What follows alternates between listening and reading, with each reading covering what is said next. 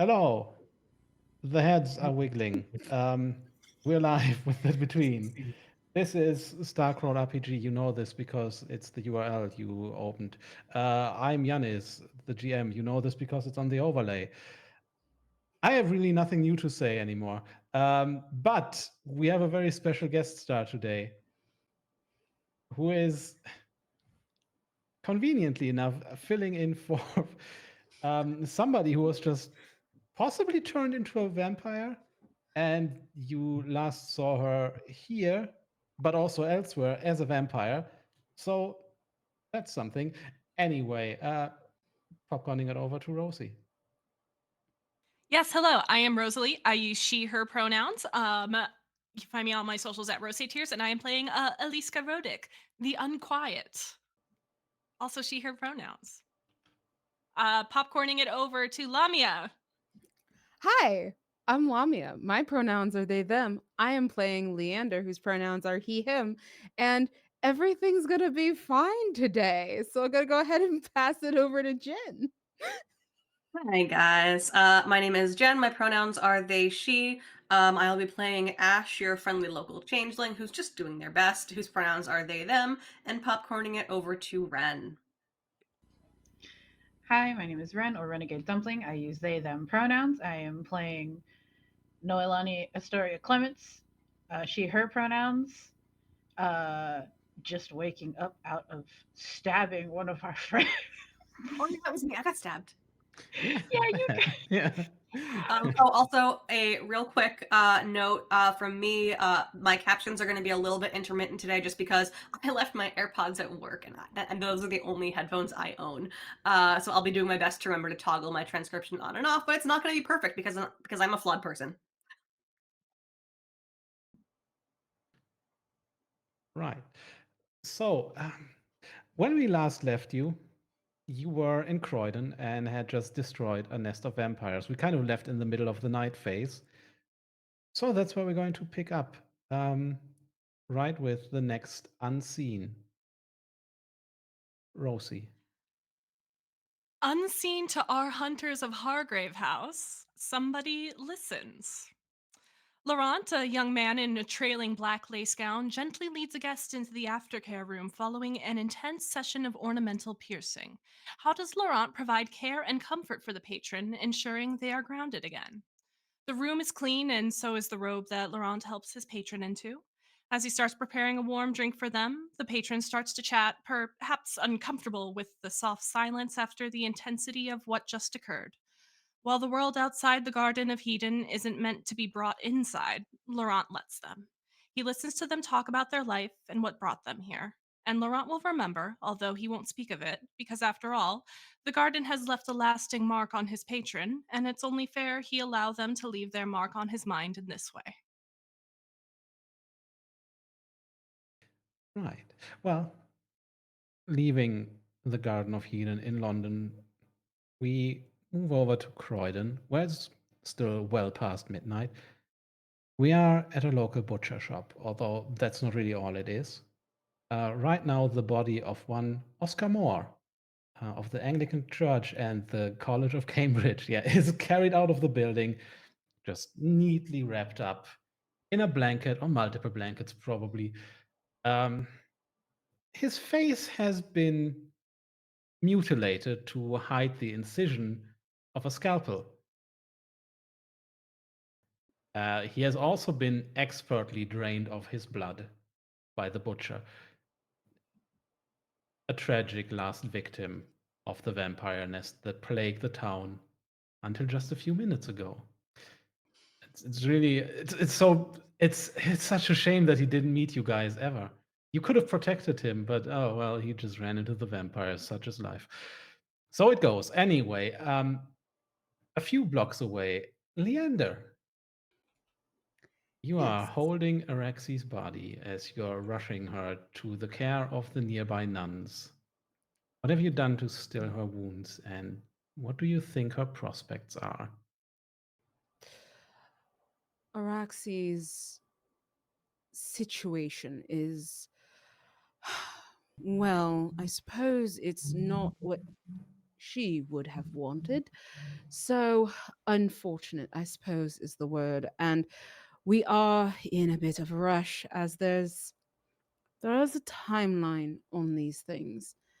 The transformation, it varies by person, but we do have to get somewhere soon if things are not to be permanent, I suppose. And so there is a scarf wrapped around Araxi's neck where the bite was taken out. There are um, various other accoutrements. I have done as much stitching as I could in the moment with not particularly much. That is not, stitches are not what I typically carry in my bag. Right. But I've done my best and I can't help but think about history Hmm. and the other Kind things of I used history. to do. The other things I used to do, the other reasons I used to carry bodies through the streets, not necessarily to help them, and I find myself lost. And Leander doesn't move any slower, but in his mind, it is a vision of the streets of a small town just outside of London where he's been hunting. His wife has trusted him with this after not long, and he's found his quarry, a girl, a merchant's daughter, upstart, rude, insulted his wife. And so a lesson is due. Two birds, one stone, and he stalks this girl who thinks that she's just on a daring evening out away from her family. And Leander waits patiently, carefully, until one by one, the group she's with, they splinter off and she is left alone, not far from her home. This very safe town, very safe streets, very close to London, very wealthy area most of the time. The dark, the precision, and he grabs her as he wraps cloth, fine silk cloth around her face, and she stops struggling and he carries her back to the home, the manor he shares with his wife. And she starts to come to, and he simply just drags her to the bedroom and listens from outside as things go quiet as his liege feeds. And as the doors to the nuns, to the church, to the palace, whatever this ghastly place is, he comes back to himself and to the rest of the group and, are you all doing all right? Someone go have them open up. If there's a cot, something we can carry Araxi up in.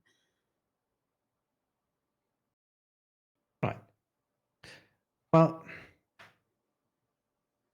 you leave Araxi in the care of the nuns and have a few hours of rest yourself before making your way to the station to catch the first train to London.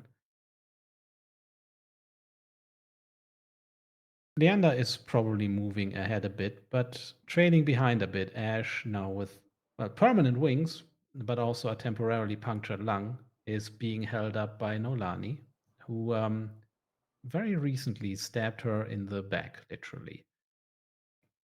Under the influence of vampiric blood magic. Yeah, it happens. It's fine. We can pull So back how stuff in has between your friends, right? yeah, yeah. How has your relationship changed, and what does Nolani say to Ash?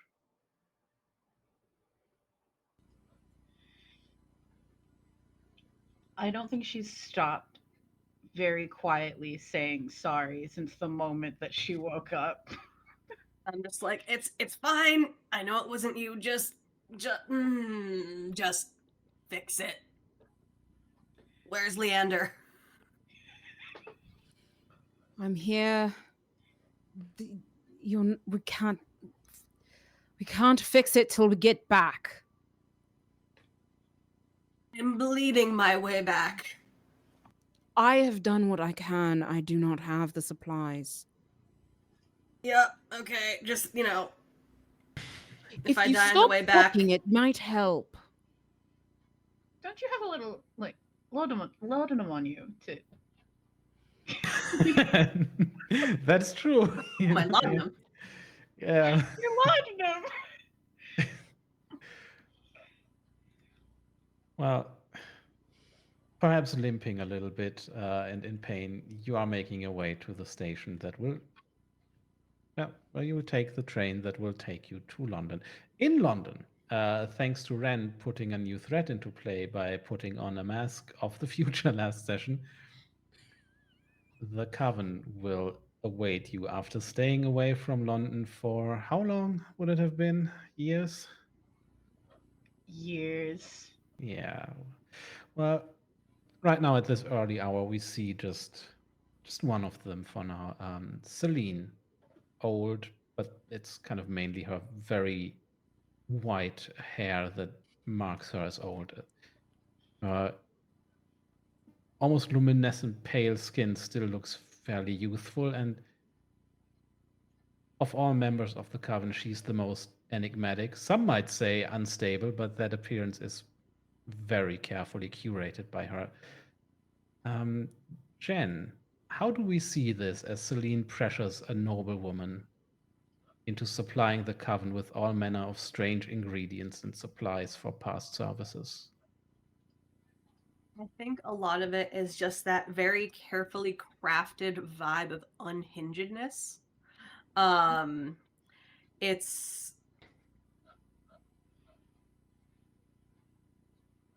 it's essentially just like a a feeling of, okay, if I give you this, will you go away? Right, yeah. So, elsewhere, walking the streets of London at night very confidently is Comitia. Dark skin and long flowing hair that seems to have an almost otherworldly sheen to it. This is the youngest member of the Coven after taking the place vacated by a certain Astoria. Um, as she as she enters a deserted building, the Coven uses tonight and delivers a bundle of bones that we see disappear behind a dark blue veil as Comethea hands it over to her elder, conducting a ritual behind it. Rosalie, how do we know that Comethea is perhaps devoted and eager to prove herself, but also very, very impatient?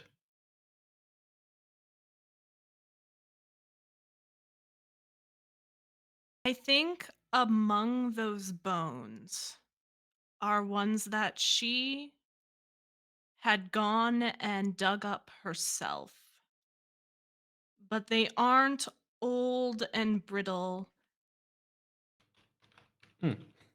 I don't, she may have had to clean some because she didn't want to go and find ones that the elements had worn away already.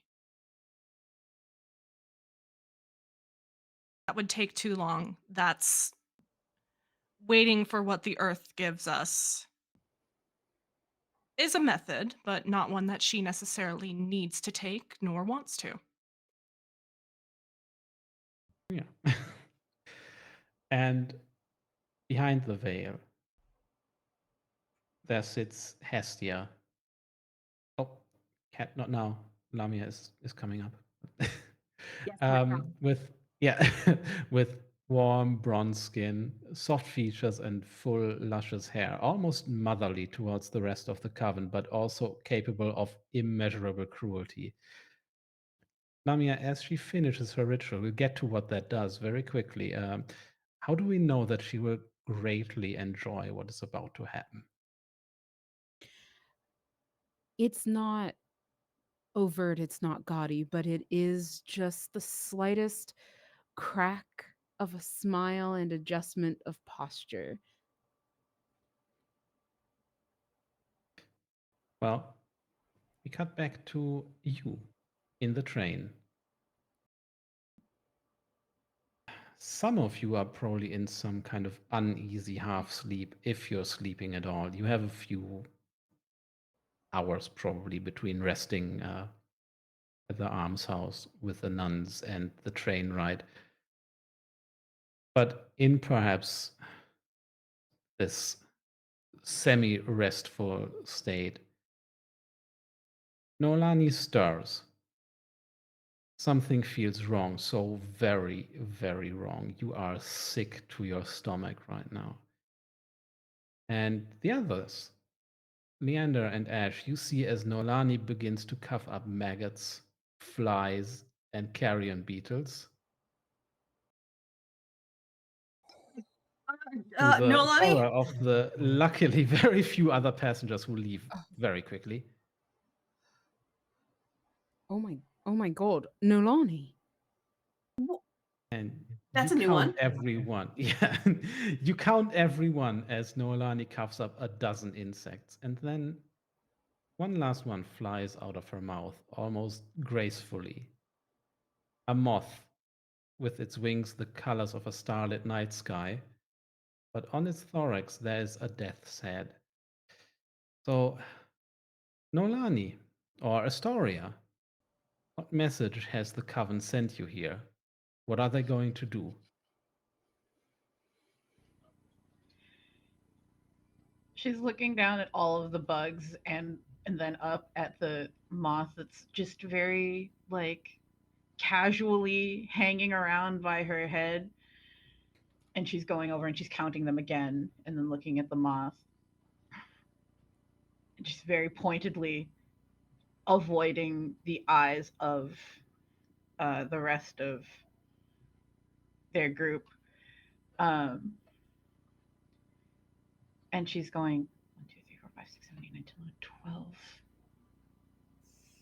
13. So they're waiting. Nolani, what's going on?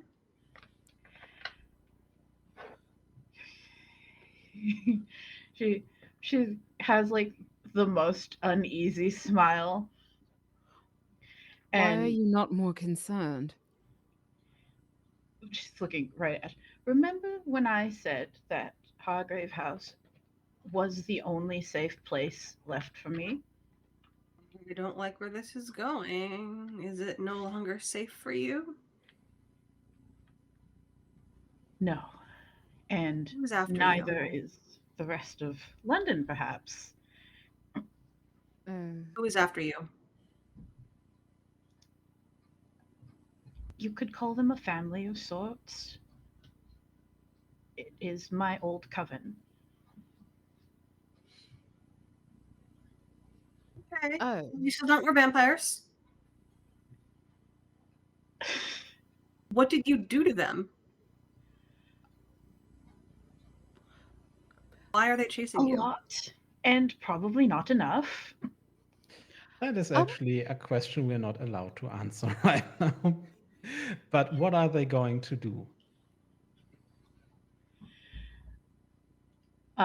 Like what we talked about, or Yes.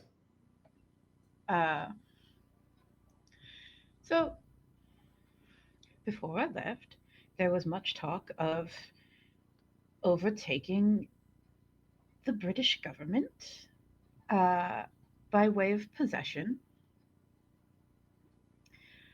And if they do that, then, well, she points at Ash, you're a supernatural creature, and I'm technically a supernatural creature. Leander, you and Araxi, I am worried about. uh, because they would try us for the crimes of Hargrave House and its hand in the Crimes. murder of at least 500 witches in the last 100 years or so. Oh, those crimes. Well, I suppose that means we're going to have to add a few more charges to that account. Besides the man you murdered in broad daylight. And I don't understand why you would bring that up. And if I remember properly, that was his fault. can these people be talked down? Like we haven't. Well, maybe you did something to them, but we do good. In their eyes, it's not good. Good is relative term. We are helpful, like the wet god. Yes, and you'll remember how much Araxi wanted to kill the wet god. Yes? So, relative term. Hmm. There's no talking to them. If talking to them had worked, it would have worked years ago, but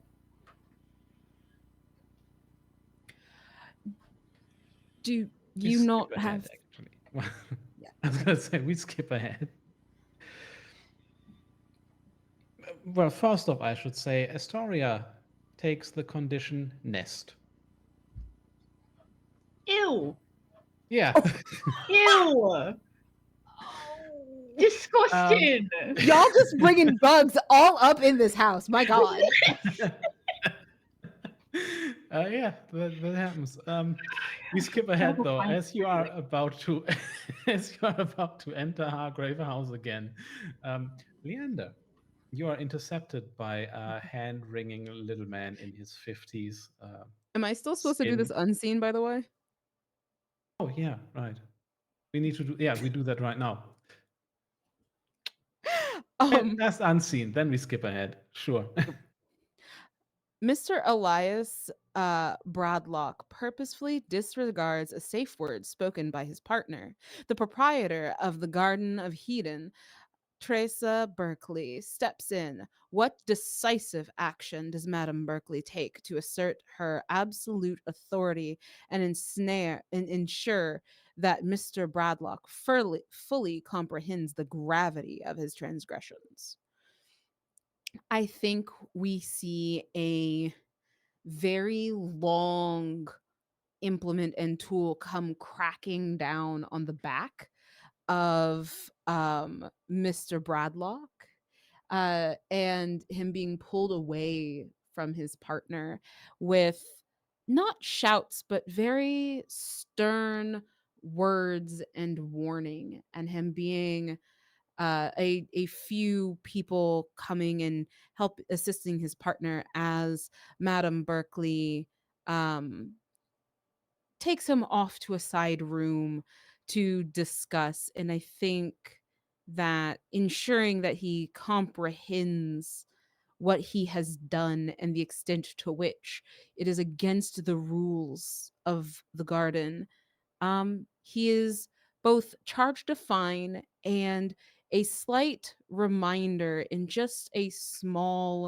um, just a small brand of the crest of the house on the back of his hand, just in case he needs a lasting memory.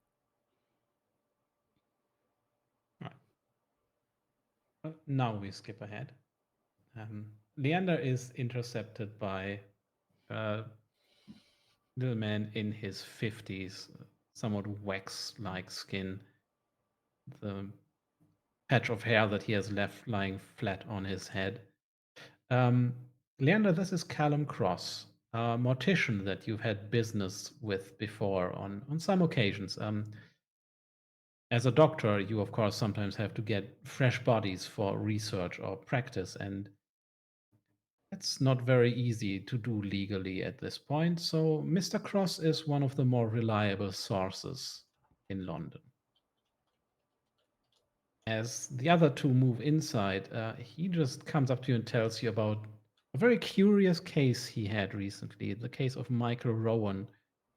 2 days ago, he tried to abduct a young woman near a pub in Spitalfields, but a priest intervened, struck him down, and the head wound he suffered killed Rowan. And now, wringing his hands before you stands Callum Cross, like, but you see, he's in the dead house now, and I am to prepare him, of course. But it's Mm.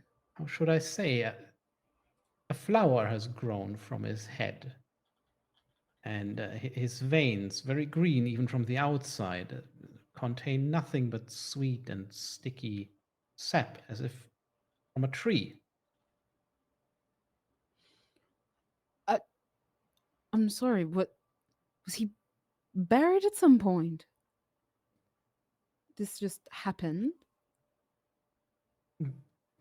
Well, he's been in the mortuary for uh, the last 2 nights now.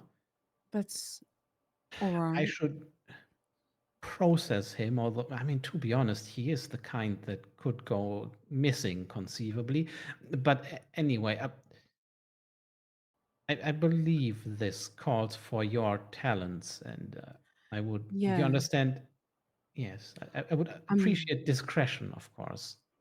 of course. Well, we have options. Um, can you keep the body for me for at least perhaps a day? And then we can determine whether or not we need to find a secondary location, or perhaps I can do what needs to be done at the mortuary. Of course, he will. Whenever you see fit, he will be ready for you. Yes. I'll Now, yes. no, no, that was just that was just me. That wasn't the NPC. Mhm. Yes, I will I must I must get some rest. My companions are rather in a state, but I will I will make a point to at bare minimum come and take a cursory glance, decide exactly what it is we need. While this conversation played out outside, inside, the witch Astoria is in her room. Ash, I assume you are kind of crashing somewhere with your punctured lung. The witch Astoria is in her room. Nolani, what were you trying to do here before a very strange box caught your eye? Uh, she'd gotten the tarot cards out to try and do a reading to do a little bit more research into what's about to happen, and also taking stock of what she's got when she sees the box probably poking out from underneath a blanket or something haphazardly tossed onto a shelf because she's Mm, just kind of like that. yeah. So you've seen this box around the house before, but it seems to have moved for whatever reason. What urges you to open it now? Besides the threat of the coven hanging over it, um, she kind of she tilts her head. She's like, that's hmm. Probably for the safety of everyone else in the house, I should just open it in my room. Uh, because it's been here before. I've seen it, so it's not like it's probably not dangerous. Right. Eliska, what happens next? As you lift the lid off of this box, you is it possible to hear out of the corner of your ear? I feel like if anybody would know the answer to that, it would be Noelani. You can. It's happened to me before. 1 second, I'm so sorry. I'm trying to find some of my own notes. I should have been prepared for this, but I'm not. It starts out just so soft until it is undeniable, and in fact, depending on how far Ash's room is, if Ash is conscious right now, at the end, Ash may even hear it as a normal person talking in the room, not worrying about keeping quiet. Oh, oh, Freya, I think she's got it. I think she's finally found it. Oh, thank you, finally. You open this box, and do you leaf through what's inside, or do you just see what's on the surface? She probably leafs through what's inside. The first Around. layer in here is papers. And then underneath, you find an old smash men's pocket watch. But the last two items that are stored in this box are much more concerning. One is, it doesn't look like a hardware hammer. It doesn't look like something you would use for repairs or hammering in a nail. It almost looks like one side of it is a blunt end and the other is chisel-esque. Still around the same size, not a giant mallet, but around the same size as a normal hammer. And the last thing is a bone. Does Noelani know enough about bones to identify? I know you as the player, Ren, know what this is. Much to her own chagrin, she does know enough about bones to know what this is. A human finger bone.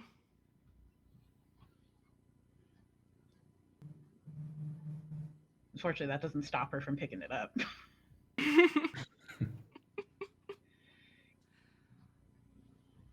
Oh, I knew if it was any of you that would be able to get it out of there, it would be you. The doctor's been trying to distract everybody from what's been going on. Hello? Hello. The doctor isn't really actually in the house yet, but Ash, though. Oh, I know. Luna is suddenly very interested in something and darts off after resting on you for a bit. That is resting on me when I'm wounded. That makes perfect sense. I'm just like, girl, where'd you go? Where'd you? Okay, and you're gone. And I think I would know that Luna isn't the type to just fuck off when I'm injured. Like I've definitely been hurt before, so I will painstakingly haul myself off of what I'm sure is a dramatic fainting couch that I have placed myself on to be dramatic and languish in pain. And I'm going to go find out where my cat has gone, leaving me languishing, dying, bleeding out.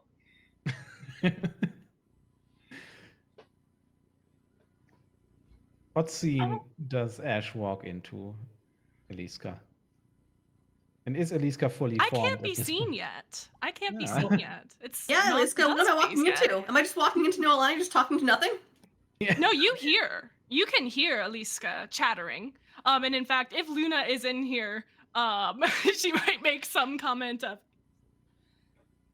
I was kind of between if it would be Ash or if it would be Noelani. I'm getting the accent, I promise. But it looks like Freya's girl beat you to it. Noelani? Did you by any chance pick up ventriloquism? She's turning around in half circles, looking all around her room, holding a finger bone in her own fingers. No, that is a horrifying hobby to have picked up. Number one. Number two. Wouldn't be the strangest one a hunter had picked up.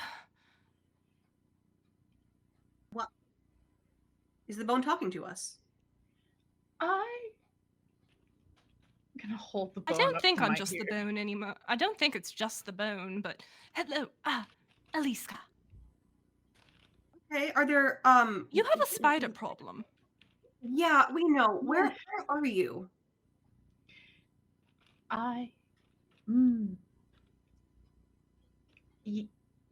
all around us? If I've been here. are you there? No, you definitely haven't. I promise you I have, for longer than you. Are You said something about Leander? Are you alive? Are you Fae? Are you ghost? What are you? Third guess, not bad. That Fae? Ghost. No, the third one, the ghost. Oh, third guess. I see. They've been stabbed. It's I've been stabbed too. I was No, talking about you've been you. stabbed, Ash dear. You've been Oh, stabbed. yes. Okay. It was blunt force trauma for me. You know my name. Oh. Noelaine's gonna pick up the hammer. That explains this. Okay. Eliska was it, right? Mhm. Is there a way that we can speak face to face? Are you here because of some unfinished business? Is there something that we have to take care of for you? Or I someone. don't think you need to do it for me. I've been gathering up my strength. There are things that need to be taken care of, but first and I swear I'm gonna get this accent. But first and foremost, I think there are some things I can help you with. Like the spider problem. Like the spider problem. Are you able to manifest visual show yourself? Are you able to do that? I could just keep talking to the finger bone, but that seems odd. I don't think in the light of day. But later. All right. Do you want me to put you back in the box? Oh, it doesn't matter. It's been opened. Okay. And talk about Pandora's box. As Are you able Leander enters Hargrave House, Leander, you close the door. Yeah. Do you slam it shut, or is it more a gentle way of closing? No, Leanna's actually quite calm for the most part, and so just gently close the door, anticipating that Ash is probably, hopefully, asleep by now, and Right. starts But to. they are not. Yeah. Hargrave House is a bit colder than usual. And also, Mm. nobody else probably heard the door close then. But Eliska, you being dead has probably robbed you of most of your senses, but there isn't anything happening in Hargrave House that you wouldn't hear or see. So you hear Leander come in, and you know there's and you also recognize his footsteps. You know Oh, exactly Luna! what it is. He's back.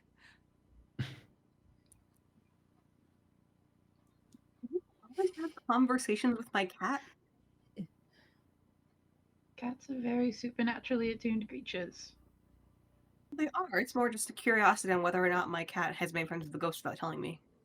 I think both of our cats have made friends with the ghost without telling us. One of our cats killed a spider without telling me. Well, she told me. She just kind of did the cat thing where she dropped it She on did me. such an excellent job.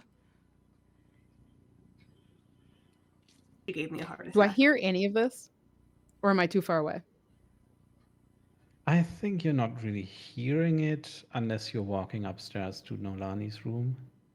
But Oh you no, do I wouldn't notice be that doing that. nobody is. Yeah, nobody seems to be around downstairs. So Is everyone resting? I mean, I hope Into a so. ghost. What? I think Leander does hear that laugh. to the are you resting? Now Leander is going upstairs. Yeah. I'm sorry. No line. You're what? Why are you holding Her a? name is Liska. Why? I'm sorry. Welcome What? home, Doctor. I think we're all hallucinating. Perhaps we should go to bed. Oh, no, that would be too simple. The easy answer, you know. If you had consumed anything that would cause this, and you know you haven't. So I suppose we now need an exorcism of the house. She has offered help with the spiders. Can we really trust random strange voices in the home? Well, I did ask if she could, show herself, but apparently we have to wait until I think night, right? Is that right, Eliska? Well, that seems rather Dusk. convenient. Perhaps we should get rid of her instead. Can try. You've tried once. Sorry, what? Excuse me. Wait, Why are we talking to nothing? you Nolani. knew about Eliska? Nolani, there's a picture gallery in a portrait gallery, let's say, in Hargrave House, and as this unfolds, you realize that the name Eliska is kind of familiar. One of the more recent residents of Hargrave House before you all started here died under very mysterious circumstances, though.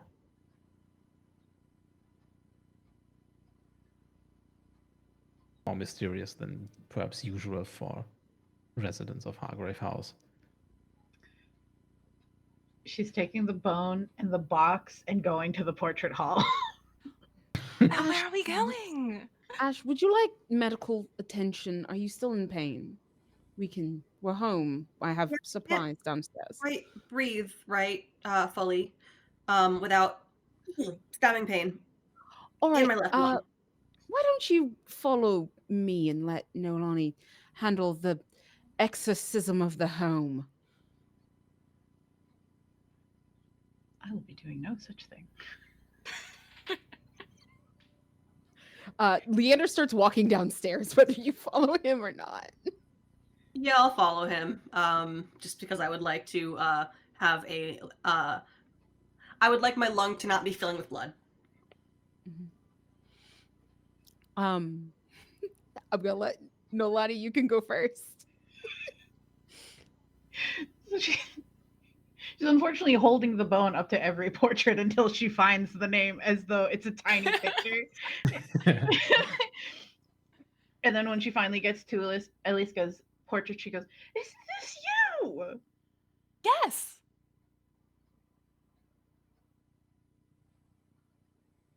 Horrifying. Why is I'm there sorry. only a... Where is the rest of you? Oh, it's been properly buried. It's not under the house or anything.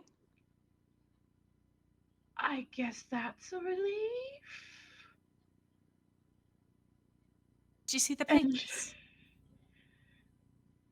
I'm going to find a place to put the box down so that I can... I'm not letting go of the bone, but I'm going to start rifling through the papers.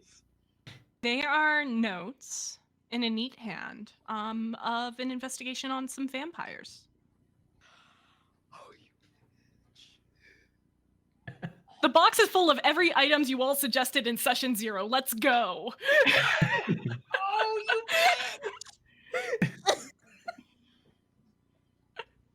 Vampires. We just took out a nest of vampires in Croydon. That was a good one. Under Croydon, really, but Under Croydon, over Croydon, throughout Croydon.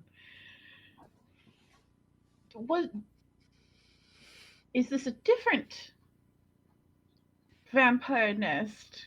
Yes. Oh, wonderful. Don't know how active it is now, but that's what happened. Did you die to the vampires?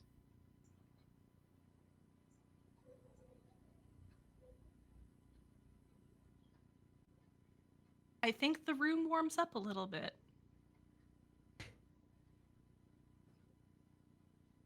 And you hear nothing. Oh,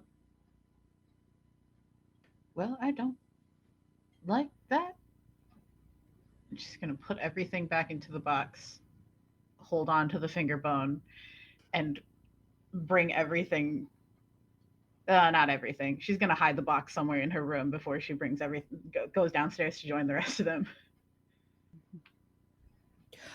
Um, so Leander would have told you to sit at the kitchen table and would have gone down to his room and come back up with an entire arm full of supplies and um gets to work on you. And he says, all right, actually, you know what, you're going to have to lay on the table.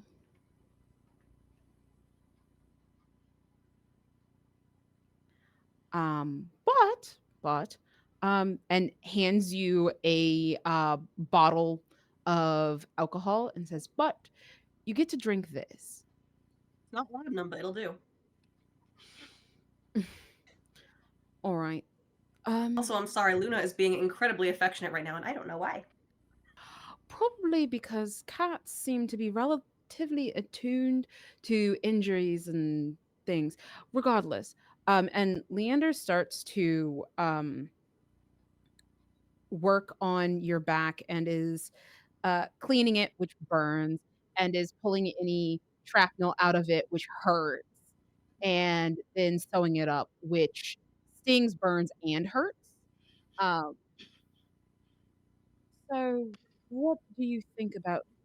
Apparently, now we've got bugs, spiders, and now a ghost infection. You, you, not while you're. Ooh, What? ooh. I, Ash, sometimes things hurt. I do you need something to bite down on? Yeah, give me a finger bone. I, I believe Nolani is rather protective of it for some reason. Wait, do But you? Why does that ghost? Why did that ghost say you have tried to get rid of her before? I would not know. I don't know any ghosts. It's a strange thing to say before, and honestly, rather suspect. If I've tried to get rid of her before, then doesn't that suggest that this ghost is perhaps something we've hunted in the past? I don't think we Well, should trust it. you say, you I would say we. briefly come in as the GM here and say, Yeah. if Leander can spin this into plotting murder, this is a vulnerable move. And you can, in fact, clear conditions and stumble on a clue. Okay. I'll stumble on the clue. I can't actually clear the conditions because the only one I have right now is in my little souls Yeah, box, and but those you don't know, clear. yeah, there's somebody who needs to clear conditions. Yeah. Oh, that's fair. Yeah. But I think that clearly this seems to have been something that perhaps followed us home from a hunt, and I'm not sure how, but perhaps we should do what we do best and kill it. Do you think ghosts? How do you think you kill a ghost? Can't we just help it move on instead? As Well, long I as suppose. whatever it wants doesn't involve harming innocents? Well, if it's something that if it's an entity that we've hunted in ghost form, then I don't know that that's possible. Well, I don't We remember don't hunting tend to. anyone with. I don't remember that voice, anyone that we've hunted. Yes, neither do I. Nylon is gonna walk in. That's because I she think you used to be walk a in hunter. as Ash is just like, I mean, it could be like the loved one of someone that we hunted. Then No, don't you she think that was what they would a want would be to harm us? Suppose so. Oh, no, Um, Lonnie. since we stumbled upon a clue, Eliska, in your disembodied form, how did you investigate the spider eggs, the throbbing, pulsating clutches of eggs in the past? Jen, you put that into existence. You said. I can't take the blame for this one, babe. Hypocrisy is an art, and I have perfected it. I'm proud of you. Eliska, in her time before she was able to pull together the energy, as you said, she is aware of everything that happens in Hargrave House, and that includes in the nooks and crannies that are forgotten and too small for people to get into. And so when those started appearing up in the attic, in the corners, behind things, behind just stacks of things that hadn't been touched in eons, when they started appearing, she was the one who knew they were there, and she has watched them. And when one hatched, she did guide Luna to it so that Luna could notify the rest of the residents. But even with that, there were too many for just the cats to be able to take care of. And so she's just been watching them. And she doesn't sleep. She's only watched and listened, and perhaps watched parts of the world that others may not. She's in tune with the veil, so to speak, and watching for disruptions in it, how these are getting in, aside from just having fetched a ride, if they're causing any disturbances in the fabric between the worlds, that sort of thing.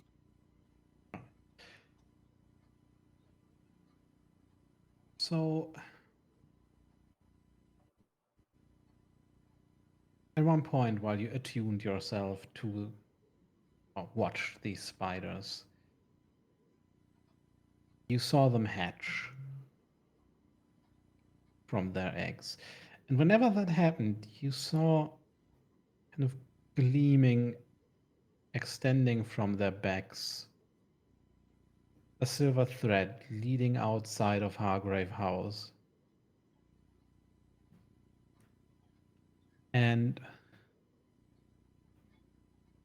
at first, it looked like a sort of marionette string or something like that to you. But at some point, you notice sometimes more strings, and sometimes it felt to you like some kind of sounds were emitting from it. Like these were strings that some music was played on. And as you watched and watched, at some point you heard a voice. You didn't recognize that as the voice of the seamstress, the others would, but you heard commands like rise, as a queen would give to her courtiers. Could I have tried to reach out and pluck one as to sever it? Probably. Yeah, why not? And that killed a spider. But it did cost you a bit of energy, so you probably have I'll mark it prevented on my this energy check. birthing. Yeah, no, no, you don't. That Okay, happened fine. in the past. That happened several days That was ago. pre-box.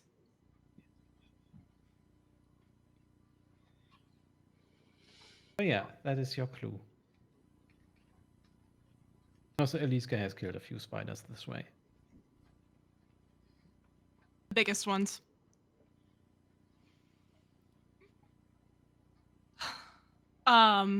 Leander, as you're stitching Ash up and I think tying off a line,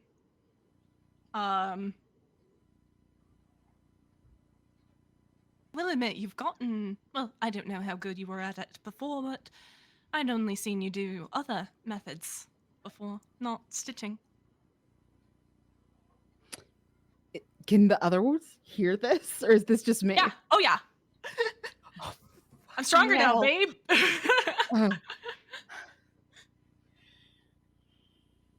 Leander very diligently, Ash, just keeps stitching you up and does not respond at all. So the spiders.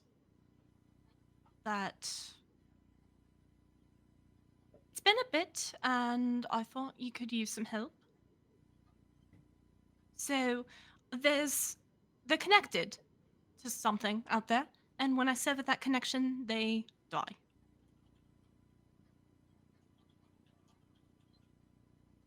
We all here now? Yeah. Okay. Okay. So if we can find them, or if we sever all the connections, we can get rid of the spider infestation. It's how they get orders from a queen of some sort. Oh, Well, actually, wonderful. Nolani, Ash, I was going to talk to you about this.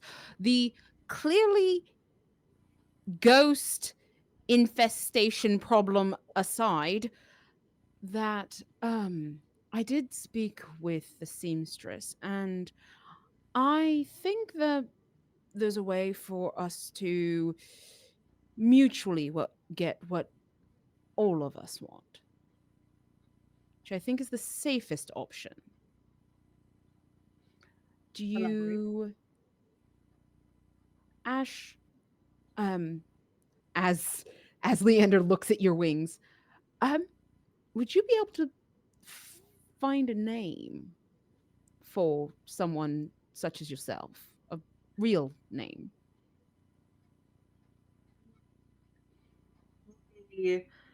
That kind of magic is, well, honestly, it's not even magic. It's not without gaining their trust. Would it be in a book somewhere, like a library? Or The only thing that may possibly work, should God allow it, is if the green bottle item in my inventory allowed me to recall a long forgotten memory, which happened to be a name. But No. No. It was worth Um, asking. What Lamia is referring to here is an actual question that you can answer to resolve the threat, to essentially unmake the seamstress Mhm. or send her back violently, let's say. unravel her, perhaps.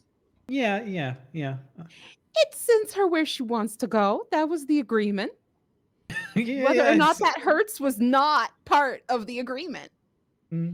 So I think we're moving to the actual day phase. You won't really get to resolve the Eliska situation all at once.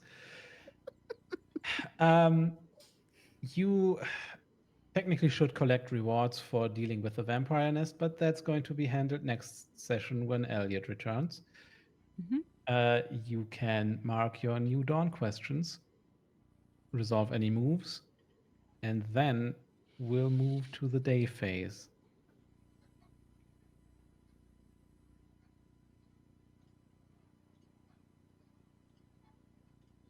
Pause for dawn questions, everybody. Yeah.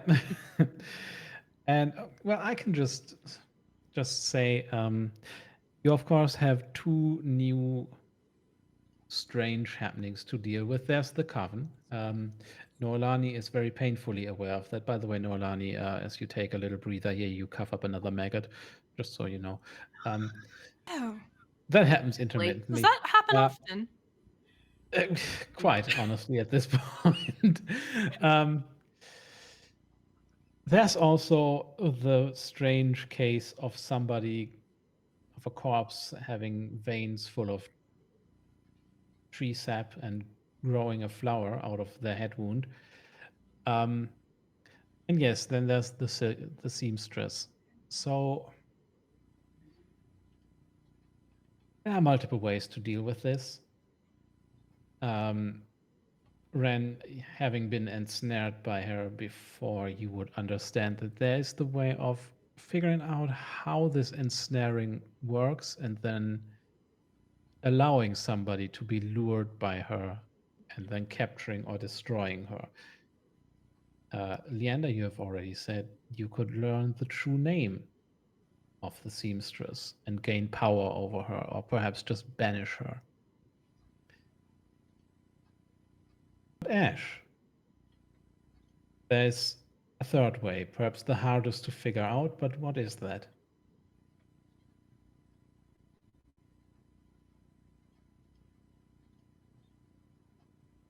We could find a way to,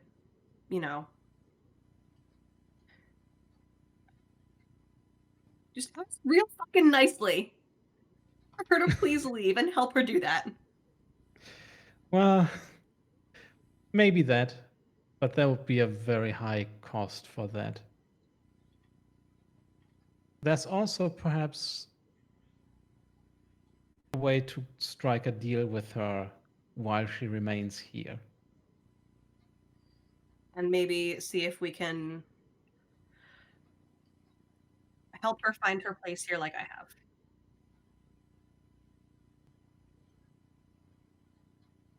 She does make lovely clothes. Yes. As long as she promises not to spider people to death. Seems Not unlikely. everyone is immune. Not everyone's non-binary. I will point out, I did not have the issue Noelani had.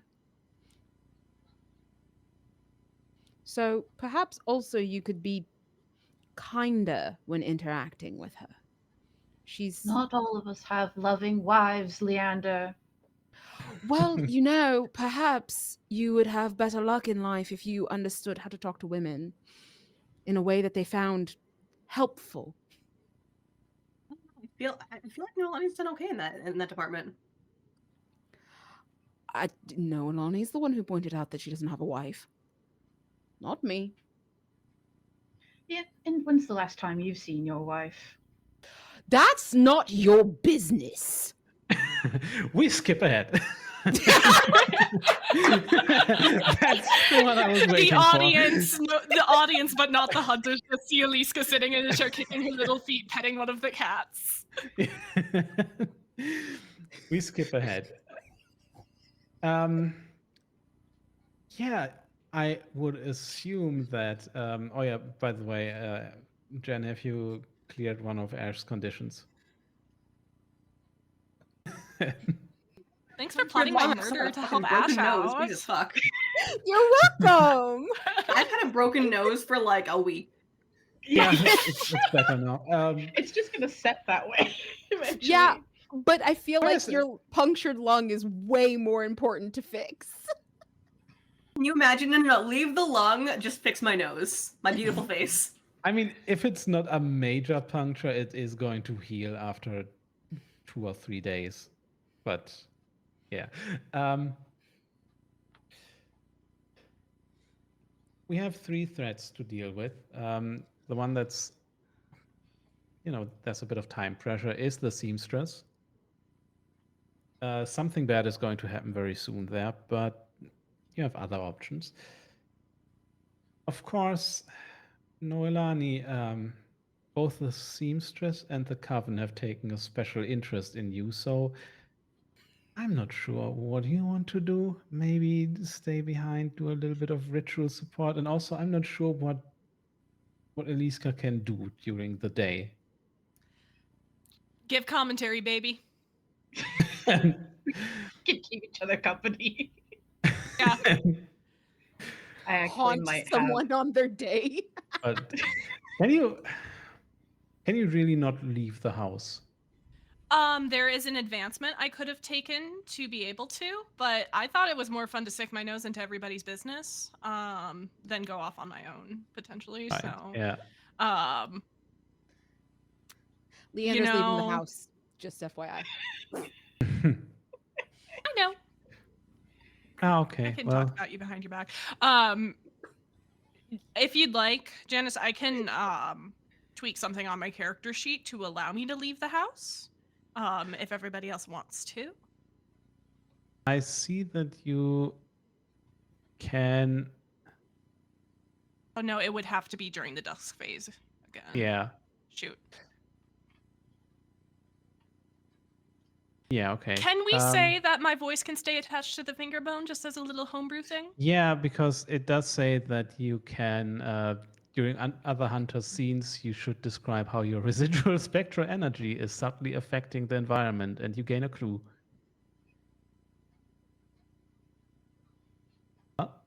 We can do that. So the ones that can actually leave Hargrave House, where are you going? Out. I Good. have a Yeah. question for the hunter. Not before they here. leave. Do we want to get rid of the spiders before we try and resolve the situation? Because I think I have we an would idea. have better luck resolving the situation peacefully if we do not kill more of her friends. Yes. People tend to not Also, be very happy if you kill the children. People tend to gameplay not be happy wise, if you kill them. No, Lonnie's right. pest control is going on off camera, but you're not going to get rid of all of them. Okay.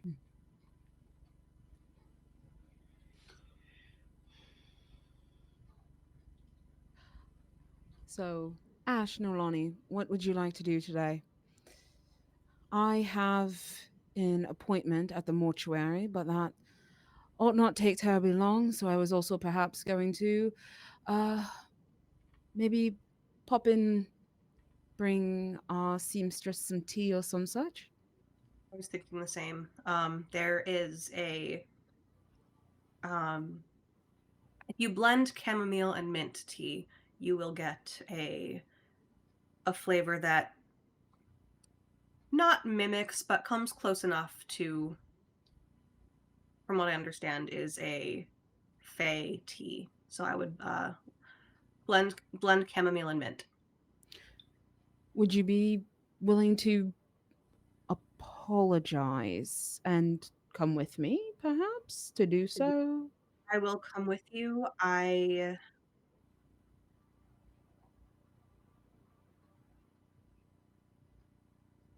And apologize for being Apologize rude is a strong word. I and a am willing to make necessary one. nice. I am willing to make nice. What is Nolani going to do?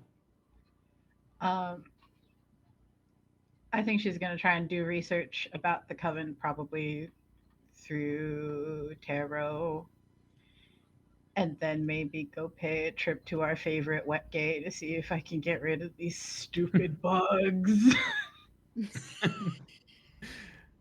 Yeah. Um.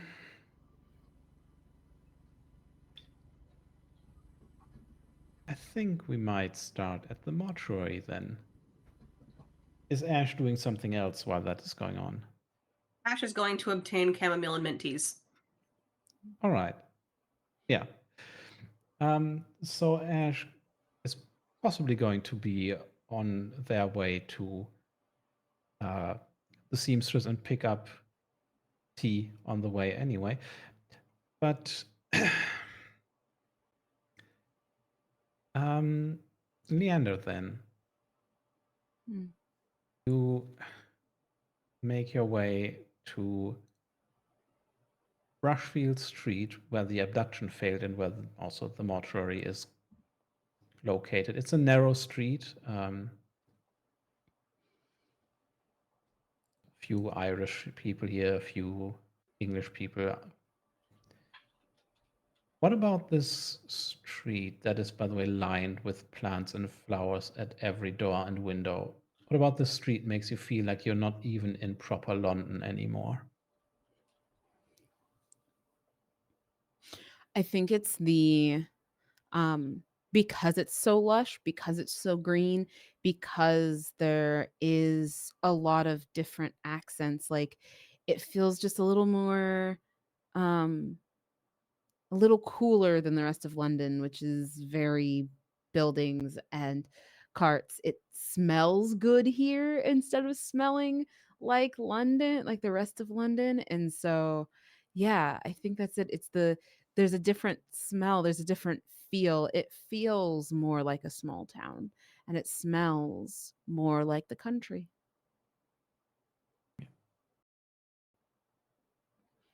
You are welcomed into the mortuary by your sometimes Yeah. colleague, Callum Cross. Oh, Yes. wonderful that you could uh, make it here so soon. I suppose you will Of then, course. I think, see the body. Yes. Um, Yes. it's a Show me the small way. mortuary. Yeah. I mean, it's a smaller mortuary. You've been here before to pick up bodies that you could then Or drop off. use. Yes. Yeah, or drop off. Yeah, sure. Yeah, you have arrangements. um, Yes. yeah, the body is laid out here, and as he said, there appears to be a flower. It looks orchid-like, growing from a cracked head, reminding you, oddly enough, of. But we're not getting to that yet. Anyway,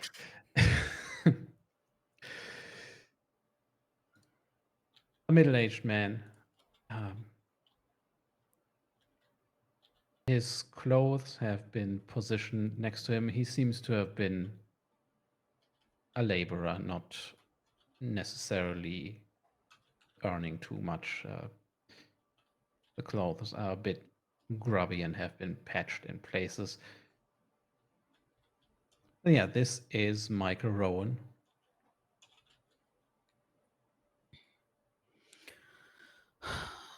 Oh, wow. Um, I don't believe I've seen anything quite like this. Um, have you attempted to cut into the body?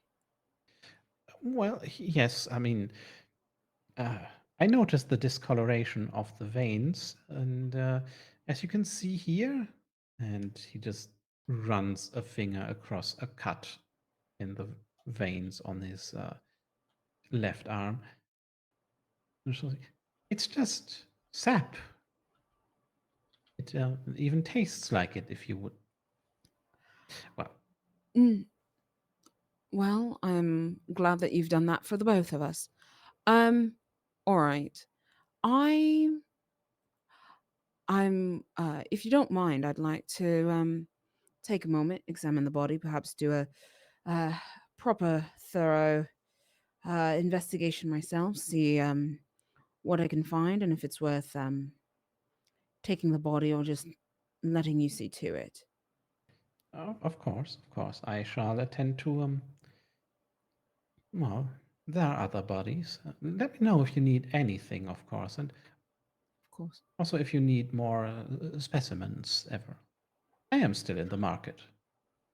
Of course. I've had a lot of work elsewhere as of late, but I will let you know.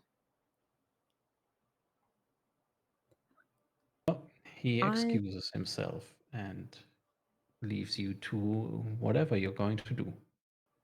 Yeah, I want to go ahead and study this body. I want to go ahead and do a full like work over of this body and what I know. Uh I want to experiment what happens if I cut this flower off and everything. So we're doing like a full Oh, experiment autopsy thing here. you want to cut the flower off? I wanna work over the body first, but that is yes. Hmm. Towards the end, once I've ascertained anything else, that is what I'd like to do. I am assuming I am rolling with reason to get the clue here.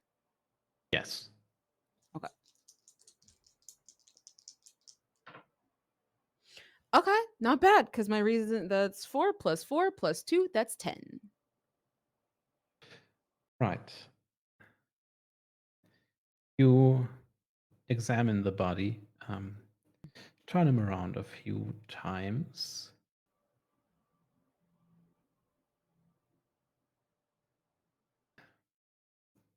he there's something odd about this body in general. Obviously, there's a flower growing out of him. You also cut him open at some point, or Yes, absolutely. Like this is we're going like I'm doing a full examination and then that's segueing into an autopsy and we're going to yeah. finish out by trying to cut the flower off and seeing what that does to the body. Hmm. Inside the chest cavity and elsewhere, you also find more sap. Also, the body seems to be relatively well preserved. Um, but there's strange signs here. It feels like, or it looks like to you, like everything that has this sap flowing through it, every organ that has like major blood supply, is perfectly preserved. After 2 days of death, it's not necessarily unheard of, but still a bit too well. But in other places, it looks like rot seems to have set in maybe more than a week ago. None of this is a clue yet, by the way. Yeah. um, and then you also see. I can combine this all into a clue. Um,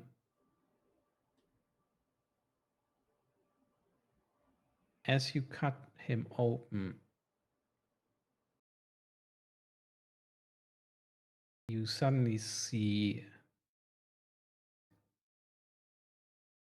outside, there's a little window that you can look through. Outside it, bees are kind of flying into the window. You see birds there. And you smell a very inviting aroma. And then, of course, you cut off the flower. And the body that had been so well preserved begins to, for lack of a better word, wilt.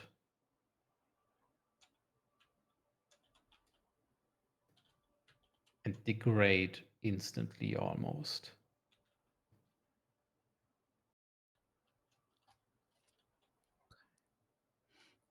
Does the flower wilt similarly or does the flower stay a The flower? flower does not yet. Okay.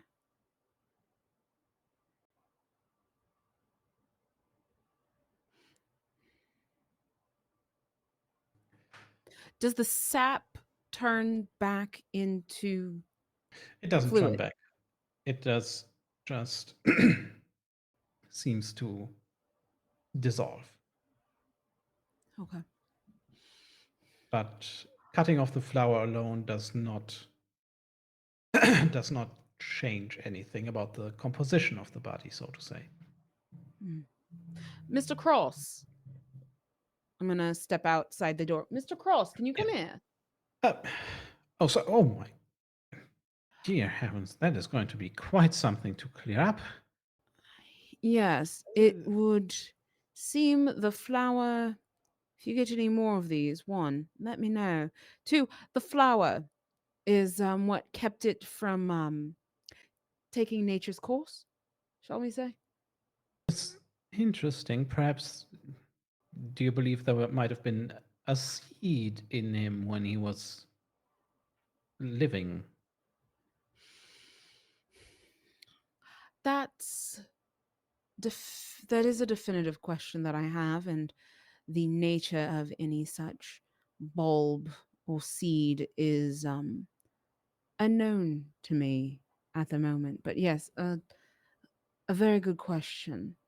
Um, do you have any?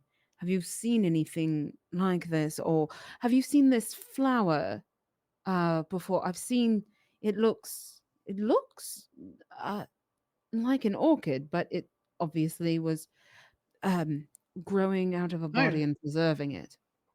I would not know that. No, but I mean we have the seeds market here in Spitalfields, and of course the Elder Garden, um, very close by. You could always look there.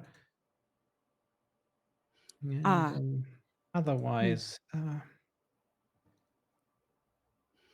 if you want any questions answered by him, then that's going to be a separate information move. So okay. All you right, can you let's go can for roll it. once Just more, but then he's going to be exhausted, so to say. Like you can have him give you a all clue as right. well, but then that's going to be done. Is this still reason or You would have to talk to him, so you would kind of have to prompt him. It's okay? something else probably, although you could possibly have an academic discussion with him. So I All right. think maybe Uh, reason could work. okay. All right. So in all my years, I've seen bodies decay. I've seen bodies that have been in the cold, ice, etc. Those preserved. I've not seen a body preserved in this manner, and I know you see far more bodies than I ever do. So I'm curious, sir, what what are your thoughts? What are the similarities that you might be able to pull from other cases? Well, if you're asking me if I have ever seen something like this, I must say that I usually don't deal in plant matter. Um, Of course. but there were some things going on recently, not deaths, but let me. Hmm. So a roll. I'm not sure Okay. what, but I think Can it you can make the case for reason here. okay, cool. It doesn't matter.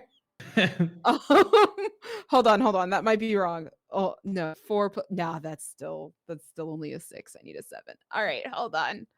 Hmm. Time for a move. Let's I don't have any moves that bump up the score. Just decrease that's Just for the night masks. phase. I mean, you can put on a mask. I'm not sure you should, but you can theoretically. Oh,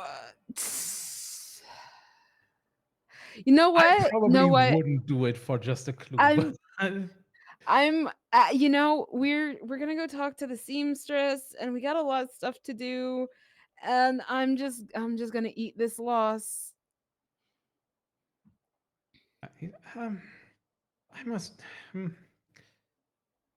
No, I'm afraid nothing quite comes to mind, and he just meanders on and on and on and on and on, and you take the Well, condition frustrated. oh, oh, fuck you. That's so rude. Okay, cool. Um, Mr. Cross, I thank you for musing with me. However, I pulls out pocket watch. I do actually have to I have another engagement. Um I I shan't need this body. I have what I need. I will be taking the flower with me. Uh, Should any other right, bodies like this come to you, please of course. alert me at Yes. once. He just stammers a little bit. Anyway, Leander, if I may, Yeah. when you glance at your pocket watch, you realize the face of it has a crack in it.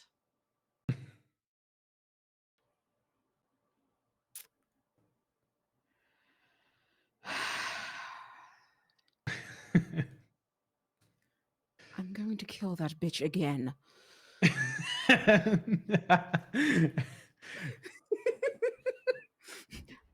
I'm heading Before off to we go yeah, meet with Ash. before we go over to Soho, Noelani.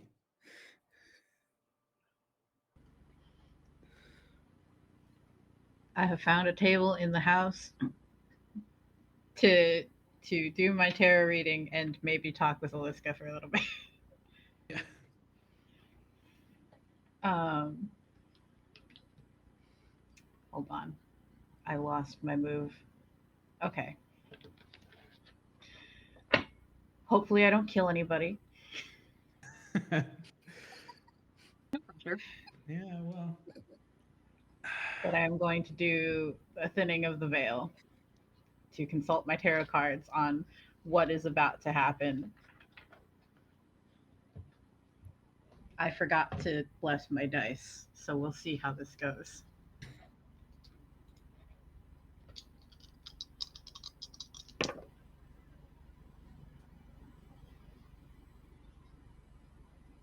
Huh? Eh.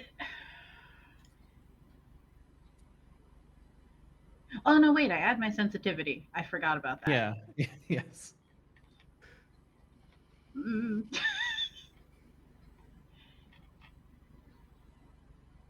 It's only a 9, and I don't want to kill anybody. Well, And I'd I really mean, like it. I think that means it's not a miss, so you're not going to kill anybody. It's also day phase. y- It doesn't this is have a to be in the special day move phase, that but I feel can like actually kill you. Yeah. Yeah, Yeah. it would just say how we're going to die. It wouldn't kill us immediately. Not immediately. Yeah. oh Anyway, no, this is so technically a hit because it's a 9, it is right? a hit. It just Okay. means You just don't get extra I tell information. you what is about to happen. Yeah. And what is about to happen is that Ash and also Leander are going to be caught up in a grand celebration in Soho. A grand celebration under the guise of which multiple people will make their moves and some people may disappear forever. Well, that's concerning. And that's why we're going to go on break. So what does that one mean? I'm pointing at the tower.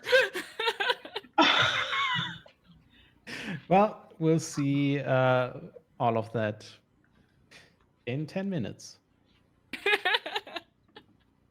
See you then.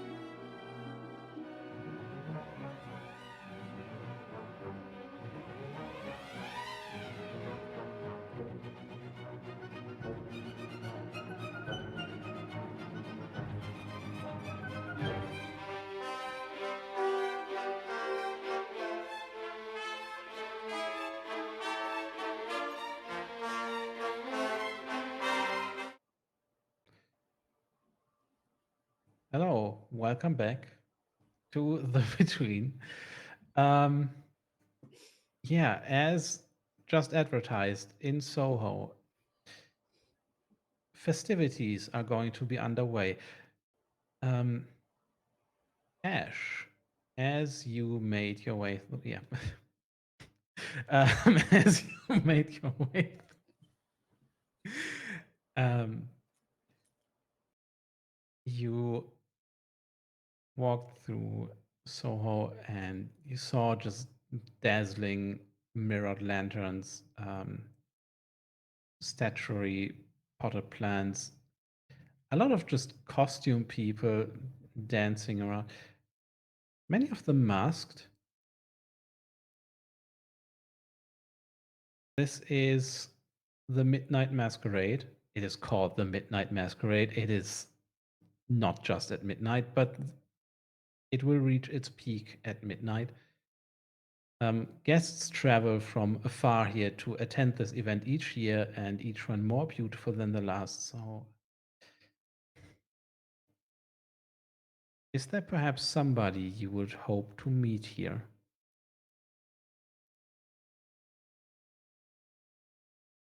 Um, I mean, would the seamstress be here or would she still be in her shop? The seamstress would probably be about, yeah. Then then probably her. Well,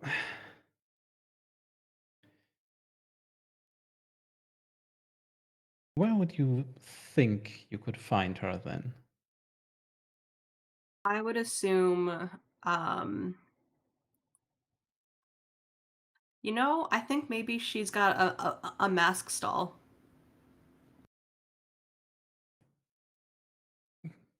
Why not? She has one set up. The masks are, of course, of exquisite quality, and it's not really the masks, it's more the lace and everything that they are decorated with, which again shimmers brightly in this kind of pearlescent in the sun. And you see her surrounded by a throng of people, as per usual. But as she sees you, she waves you over, and it's an assistant that you haven't seen before take over for her. The other two there. No, you've only ever seen them at night. That's so concerning. Um, and I will kind of weave my way through the crowd. I am good at weaving my way through crowds. Um, and I'm going to, I think, wordlessly offer um did to-go cups exist in the 1800s? I don't fucking know. I'm deciding what they did. I'm going to wordlessly offer her a to-go cup, filled to the brim with still steaming tea.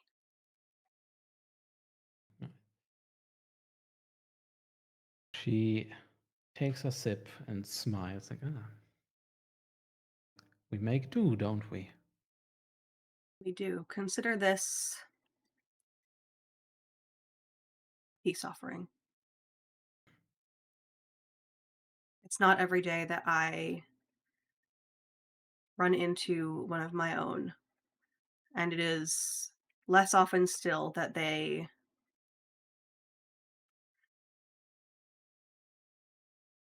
take an interest in me.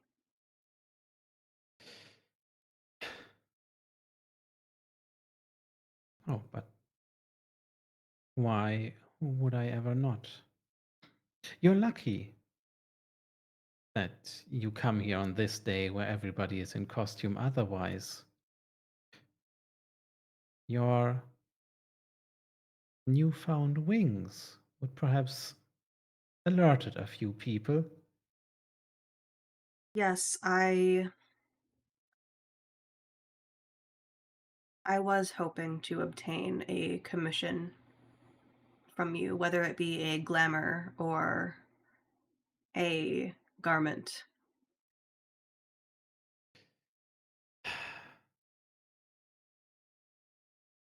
You see, in my work, there isn't really a difference between the two.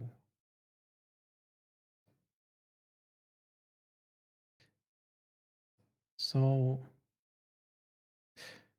why don't you follow me to my store right now? Right then. Or perhaps even to my private workshop. And we will see what can be arranged for you there. Hey, You wait, walk with. Hmm? What? a vibe check. The private workshop does give off like not the best vibes. Not at all.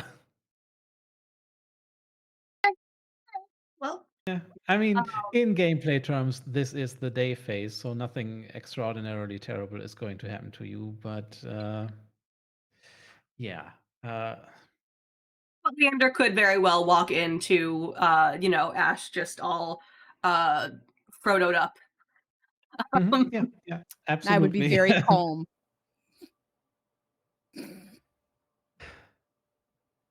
You arrive at just a nice little building in an alley to the side.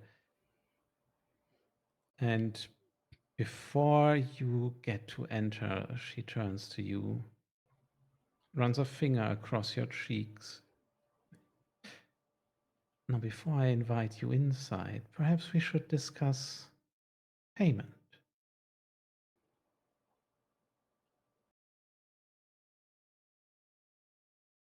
What you thinking? She just chuckles and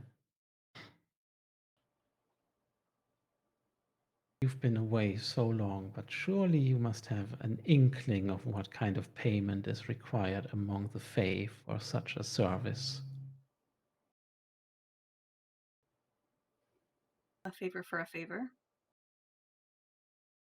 Indeed. What would you ask?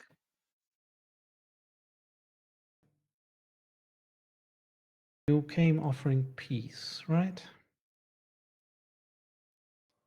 I did. What I am about to show you, and I believe show you at some point, I must, will be concerning to you and perhaps even revolting to your fellow hunters. We've seen plenty of revolting today already. I request of you that you will speak for me. Do we have a deal? Also, you're taking the condition infatuated unless you roll to resist it. Yeah, I'm gonna roll to resist it. Fuck you. All right.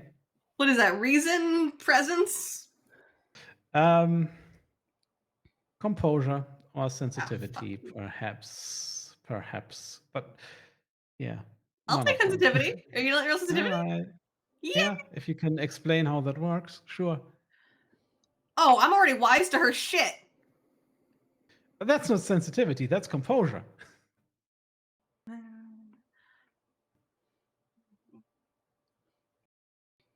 Fine, normal composure. Okay. Yeah. You want help for sensitivity? I will help you on this, which is like, hey, you're more in touch with your Fey side, so maybe you like dip into your own Fey bullshit to like protect yourself. That I is would take sensitivity. that. Previously, you had a whole Fey thing to protect yourself. You were gonna try and give it to me, You did. remember? And you couldn't. Yes. Yeah. Yes. So There you that is go. Roll sensitivity. sensitivity, friend. Yeah. Yeah, you can. Even my 11. Hmm. Being able to roll with sensitivity instead of composure bumped me up from a partial to a full. Yeah, yeah. Well, you're not You're infatuated welcome. then. Help me kill the ghost. Hmm. Oh. No. Do we have an agreement then? She looks a bit disappointed as she sees it doesn't quite catch with Ash. I will speak for you so long as your goals do not harm any of my friends or our goals. What are your goals then? If you must include conditions. Mine or my house's?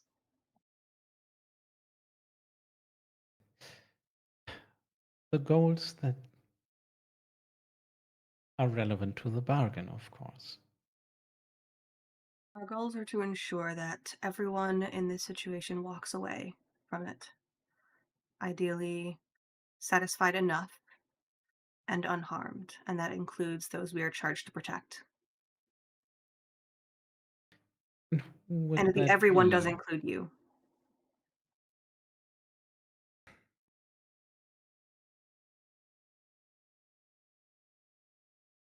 And who are you charged with protecting? Well, that's a complicated question. The simple answer is one of three parts. my house, the people of the city, and, well, for my own part, a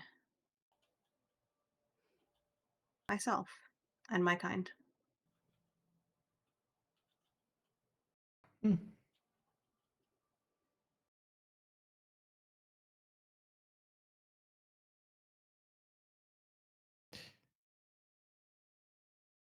The people of the city.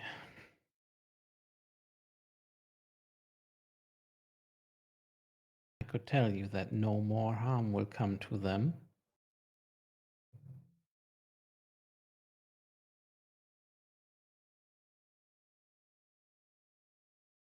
But That is all. You know she has murdered a few people at this point. you do recognize it's not limited to the physical. Oh, I do. Minds and bodies, then. I cannot help what I am, but I will not seek to harm anyone. I cannot make promises for my house, but I can promise that I will speak for you.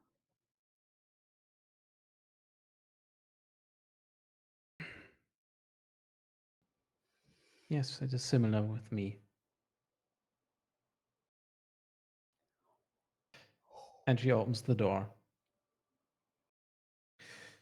And inside you see dozens of lamps hanging from the ceiling, shelves that are just overflowing with cloth, and also the walls are overgrown with vines and flowers. There are finished and unfinished suits and dresses and everything everywhere. All connected by something that Eliska described to you earlier, which is a faint silvery thread. These suits and gowns and dresses are worn by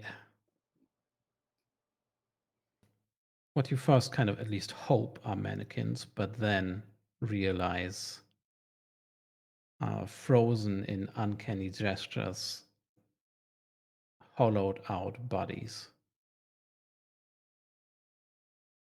It's not just the gestures that are frozen, every one of them has a frozen expression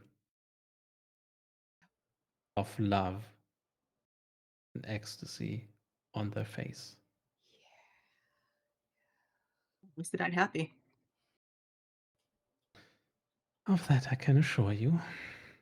So, Ash, the bodies here, bit unsettling, perhaps even to you, who probably expected something like that. But after the first shock subsides, you realize that they've been arranged very painstakingly. So, how does this presentation mimic a fake court? I think they are set up in the outline configuration of a typical magical circle that the Fae would normally use to invoke the powers of their court.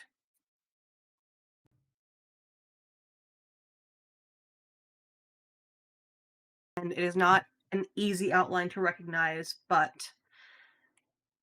I believe those silvery strands are kind of woven around them in a way that mimics that pattern.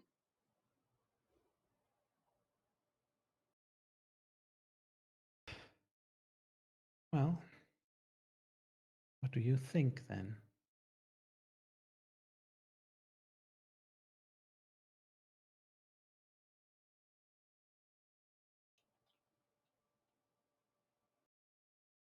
trying to find a way back. No. I have been called here by a ritual that I cannot at the moment fight, so I am trying to turn this into a home. And I would invite you into it now. And she steps through the door. If you follow her, your deal is struck. Let's go. Let's go. Okay.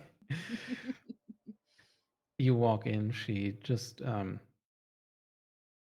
gets to work on your new outfit immediately. Is And this at the as shop she's, or no? this is not at the regular shop. We'll get to Leander in a second. No, no. As she, this is going to be her personal project. It is not going to take her very long. And she just says, well, make yourself at home. Perhaps you will find something to help you speak for me. And that is kind of my invitation to say, you can find a clue here, perhaps. Yeah. Perhaps. I think I obviously gonna make an information move.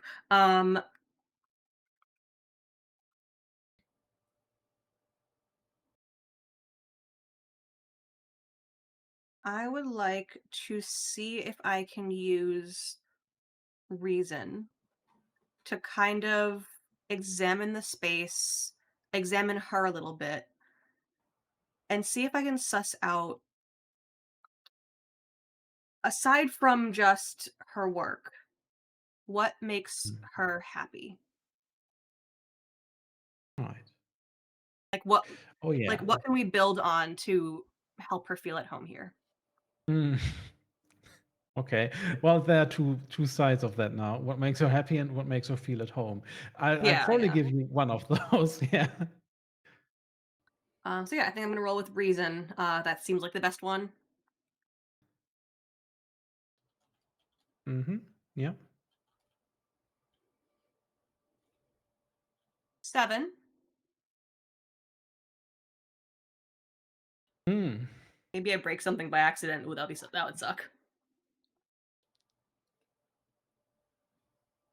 I'm not sure you break something. You notice one of the, let's say, mannequins, corpses, courtiers, who is to say, is arranged in a very special way, very prominently placed in the circle. And as just a little bit of light passes through here,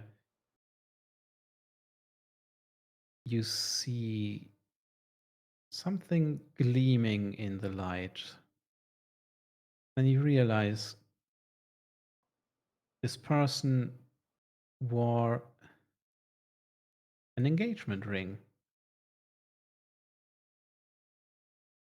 Or let's say didn't wear it, was presenting it in the moment of his death. As you go to inspect it,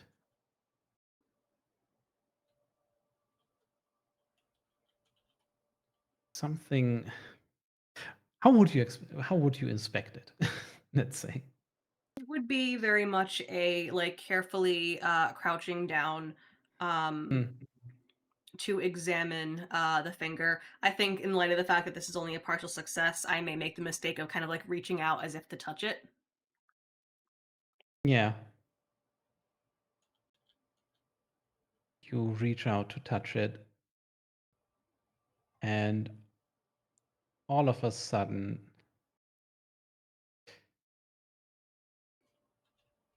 she places He didn't hear her or see her or otherwise notice her. Intercepts you, holds your wrist, and she gives you a warm, but, well, first warm, then threatening smile. And for the first time, as she smiles very broadly at you, you see, besides her perfect gleaming teeth, there are also snapping kind of fangs in her mouth. She just says, "That will stay here." And you realize if you trespass again, that will have repercussions. Not just in terms of she will be coming for you, but also this is your one warning to not maybe break a Fey bargain when you are Fey yourself and your people could be coming for you at any time. You take the condition marked.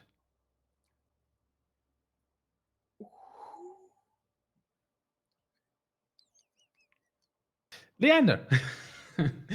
Yeah. You are also entering this this festival.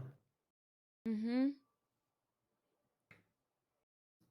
We know who you want to meet, of course, so I'm not going to ask you that, but as you walk through here, this revelry, how do you know that you will not meet her here, even this midnight? I am diligent. I am supposed to be making an appointment, but she loved a masquerade.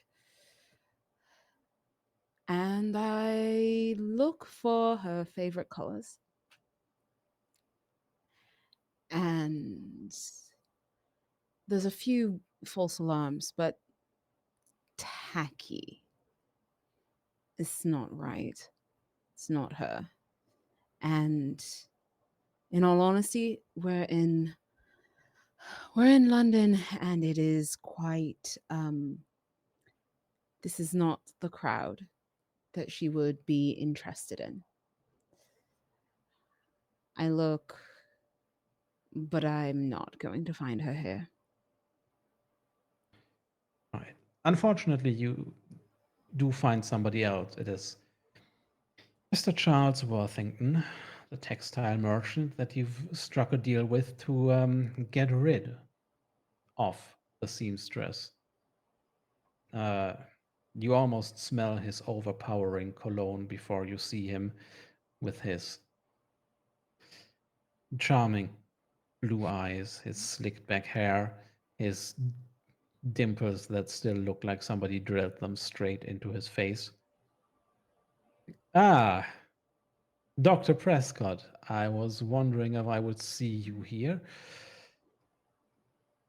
Can you assure me that our agreement still stands? For I just saw your colleague disappear with our beloved seamstress. Hmm. Would you like to point me in the direction then? For yes, we did come here for a specific purpose that I think you would find worthy. Before I do that, I wish to be assured that I still get in return for my help what was promised initially. What was that? He wants her gone. Oh, Possibly dead, but y- definitely out of the way permanently. I pretty sure that unless your desires have changed, that the permanent removal of a certain resident is what we agreed upon. Is that no longer the case? Would you prefer us It leave our is. Hmm? It is. It is. But what I've seen is that you have paid regular visits to her and not really made much progress. And so I wanted assurance. Do you know how to achieve that goal without winding up in an unfortunate position? I believe that is your purpose here, but there's Oh, somebody that you so should meet. A it is. former assistant to her. Mm, all right. Lead the way, sir. And that he does.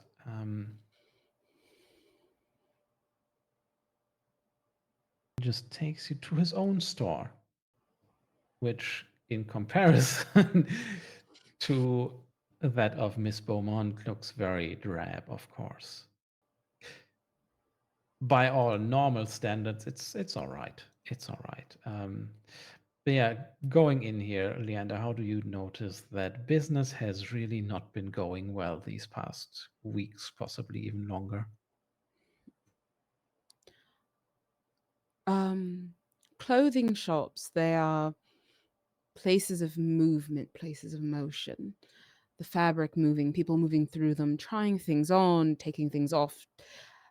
There are a few spots where it is very clear no one has stepped and nothing has been moved in at least a week, perhaps.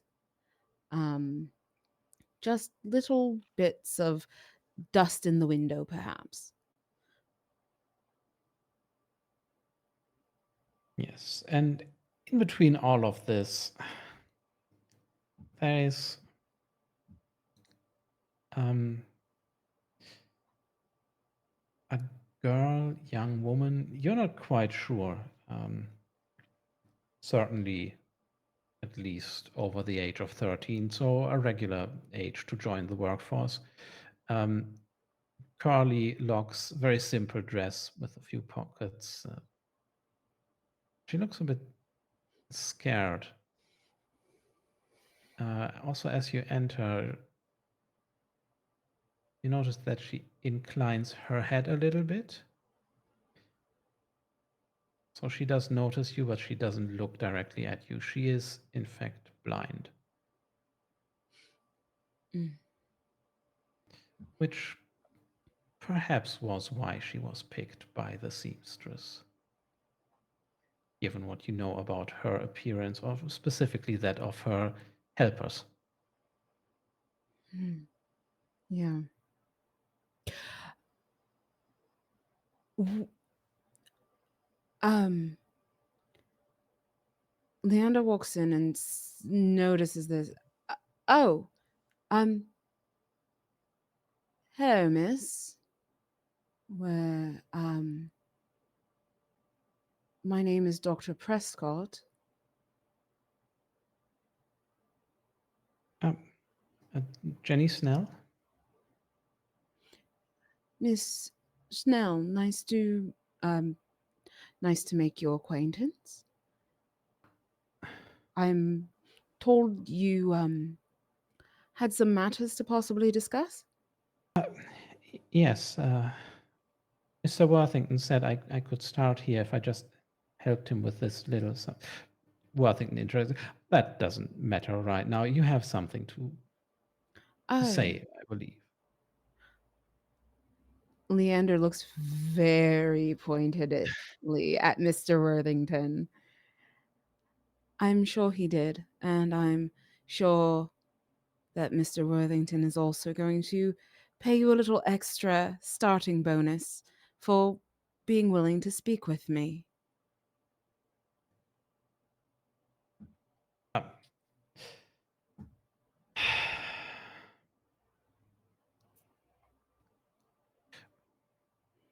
if you want to make this happen for sure, you can roll for it with. I'm not sure I think presence or vitality make the most sense here. Vitality. Which would mean physical intimidation. I'm rather tall and I'm not nice. Yeah, you can roll with advantage, honestly. Okay, I don't even need it. I don't all need the right. advantage. That's a Okay. 5 and a 5 plus 1. That's an 11. Roll again just in case there's a Actually, crit. well, okay, let me do I forget. How do I just re-roll one or do I re-roll both for Roll one. advantage? Okay. You don't roll one re-roll, more. you just roll an extra one. Yeah. Yeah. Here. Now, Let's yeah. see if you can get a We're crit. going 11. All right. Very well, I suppose that is only fair. The girl, as you will see, has been through a lot, and I am, other than Miss Beaumont, an upstanding citizen. Of course. You're impressed that he can keep a straight face saying that about himself, but he does.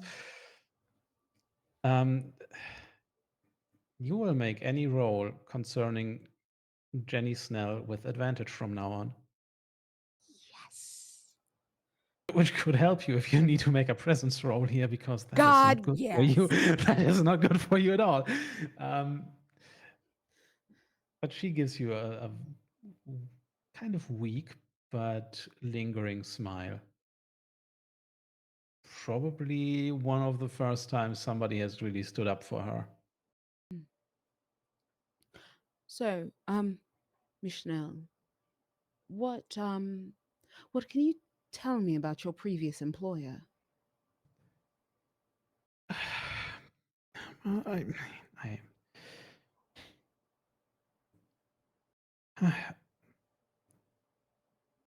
I mean, it was my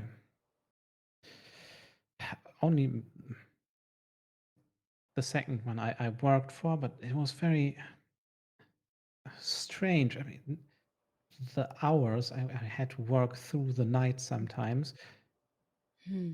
I felt like we mainly worked at night. She said something about the moonlight brought out the best of her fabrics. It was odd. And yes, barely any sleep. Oh, and I never want to hear that horrid singing of hers again. Oh. What did she sing? I that was also strange, honestly. I could never understand a word. Oh. It's more like Even with it sounded like chirping, like birds, but not quite. Like crickets. chirping, like birds or crickets. All right. Oh, Oh. did you, what else did you hear while you were there? I mean, not that much. I just worked there, but well, this is a bit. Her face reddens, but she does compose herself. She had quite a few suitors, but never for long. They always stopped coming after a while. Oh, how heartbreaking, of course. All right. When did you ever hear any names of that perhaps she called them, she told them to call her? A few. There I'm was. assuming I have She to roll just at this lists point. a few. No, I mean, Oh, okay. she gives you a few names. Of course, Sir Richard Harlow is mentioned. Mm-hmm. Also known as Old Dick to one. Yes. Hi. um, but no, I mean, a list of names is not going to be a clue that help you Okay. answer any of the questions here, but there's possibly something that you can get out of her with a pointed question about how the seamstress, how Miss Beaumont operates. Okay. So you've um you've obviously worked in the shop. Um would you mind telling me how the shop operates, how she makes her clothes? They're quite unusual.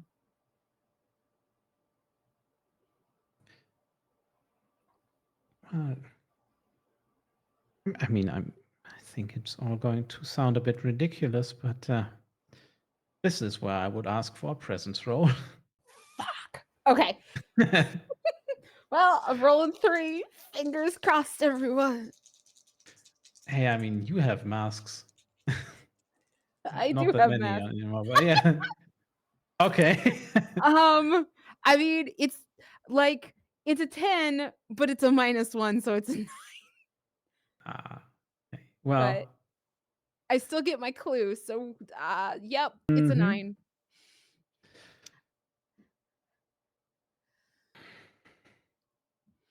Because this is I'm still not day really move, right? sure what kind of, yeah. Yeah, it's a 9. That's not going to be a terrible consequence because, yeah, day move. She is. You notice something moving outside, and your many years of working in the shadows tell you that you're being watched. Of course, if you leave now and she picks up on that, she's going to be too scared to answer. Somebody is going to at least know that you talk to her unless you follow them now. So that's your consequence, is there's a witness, essentially.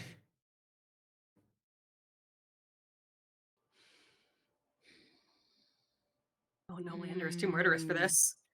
I Okay. Um, so essentially, if I'm understanding properly, I have to choose between getting my answer or following this person. Yeah, you need to back out of the move to follow. Mm,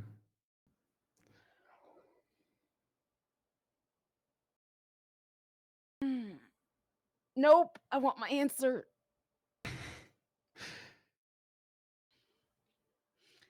They can follow Well, me all they like. mhm. I already know she's watching us. She's got spiders. This is fine. I want my answer.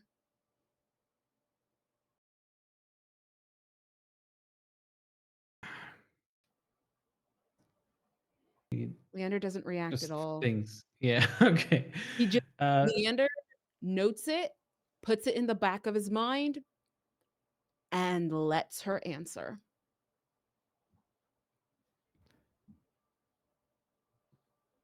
she thinks for a bit. Well, when I was there, it always seemed to me like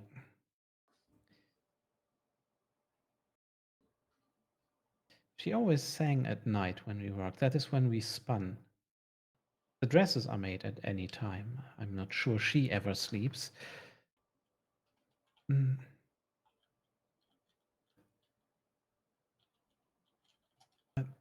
Whenever her singing or whatever it was,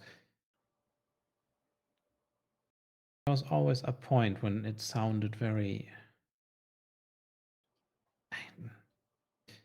almost like crying or wailing for a bit, and that is when she made me work by moonlight always, and it almost felt like the light froze.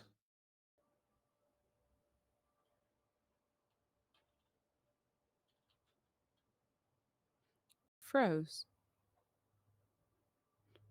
Like in your Yes, hands or on you, next to no, you? like I felt it on me, and it's strange. I mean, it's not like I can, you know, see it, but I could feel it. Like it rested on me. Was it warm or cold? It was cool, not cold. I see. Gentle. Oh. Hmm. What did you think of it? That sounds like a unique experience. Honestly, until I left there, I thought I was imagining things because, I mean, I barely got to sleep there. Oh, yes.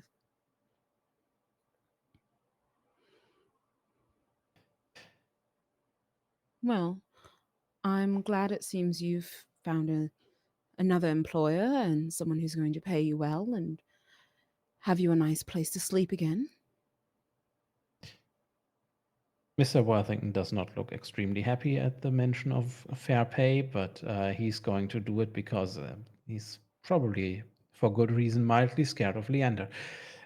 And while Leander is now getting directions to meet up with Ash, Hargrave House.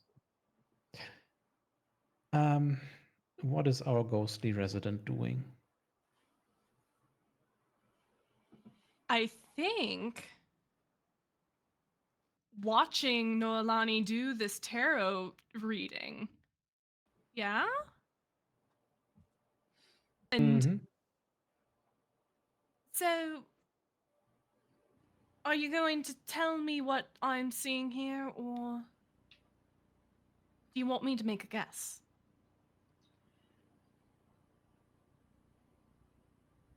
I'm actually very curious as to what you think is going on here with this spread. Have you done divination? Have I? I I don't exactly have the knack for it.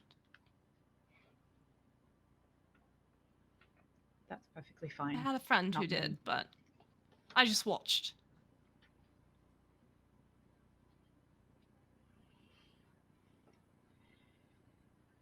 The tower means some sort of sudden occurrence or upheaval, which makes sense because it sounds like many people are going to disappear tonight, which would cause quite a stir.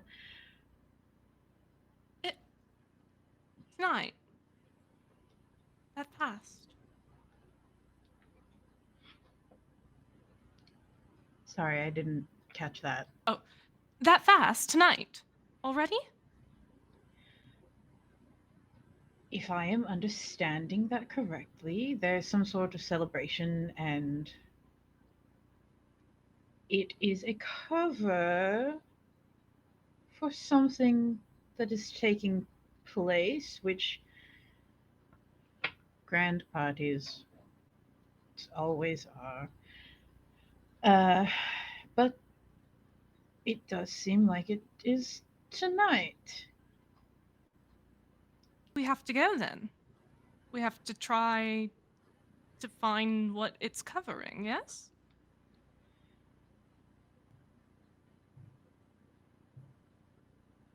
See, I don't see why he has such a problem with you. You're very helpful. She's gonna start packing up her tarot cards and put the finger bone in the bag. What's been your impression of him?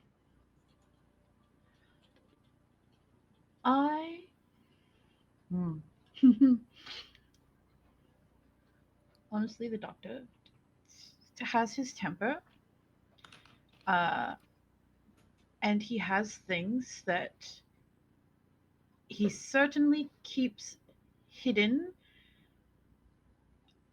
We all do. However, this is perhaps the third murder I personally know about. You can't Oh, see Aliska's expression, but you just feel a chill down your spine. oh,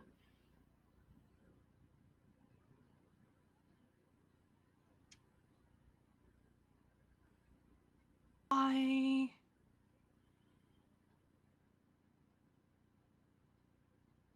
the third. Well, I suppose you would be in an earlier one.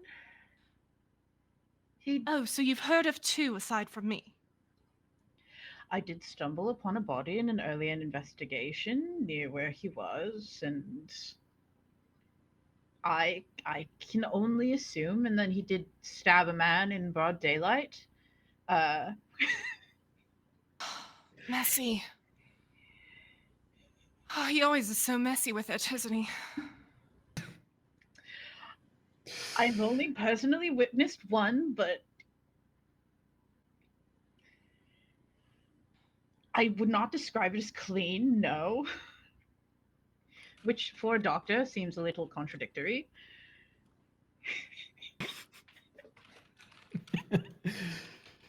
I like that the first one Nolani witnessed isn't even the one that Leander actually killed in the first session. It's just a random occurrence that Leander was in proximity But of. I mean, he might have.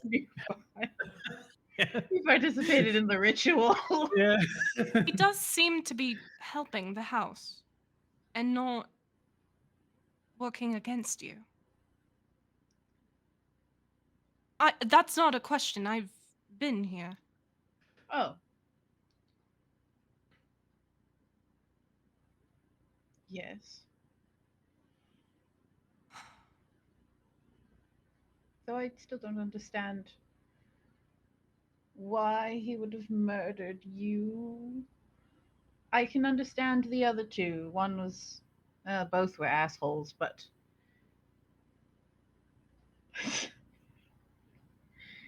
That's not my story to tell.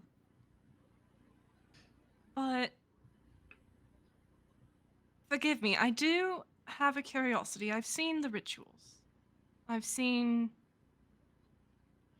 what you do in the house here. Bugs are new. Bugs are new. Bugs are quite new. Liska, while you were in the spirit realm this entire day, your move text tells me you find a clue. Ooh. So, what else? What other new thing did you notice? And Okay, what so kind this of is some clue? bullshittery. This is some bullshittery. Yeah, yeah, And okay, yeah. I do have the ability when I am corporeal to reach into a person. And I'm wondering if we could use some sort of that in a spiritual sense to see where the bugs are coming from or get some clue as to how they are coming from Noelani. um, You should know by now to expect this from me. We've played two I games together. mean, yeah, yeah, yeah. You can do it, but I mean, it's very clearly some kind of Mhm, hex that has been put on Noelani. mhm. Um, well, yes. Unfortunately for you, the rules text also says you explain what the clue is. Wonderful, wonderful. Yeah. So, hey, this is the first time I've ever gone into one of these streams without like knowing the rules like the back of my hand. It's wild. Um, So the only kind of rules for a clue are they can't be conclusive, so they can't really answer the question um, of where the ritual is going to take place and how to stop mhm, it by themselves. And also, they should allow for multiple interpretations. mhm. I It can think be anything. in looking where these bugs might be coming from and in examining Noelani, I think as she was doing the tarot reading, in that quiet moment of her spreading out those cards,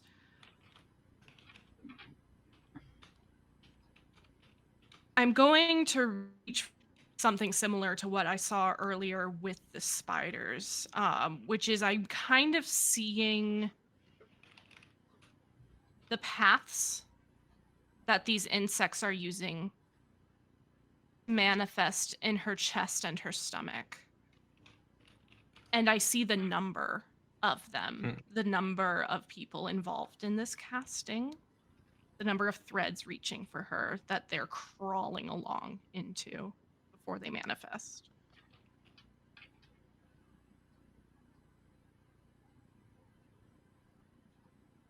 Nolani, how many? Ew. Hey,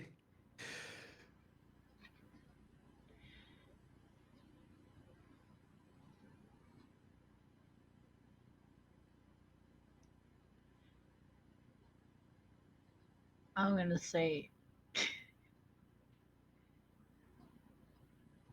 6, 6. All right. probably. Well,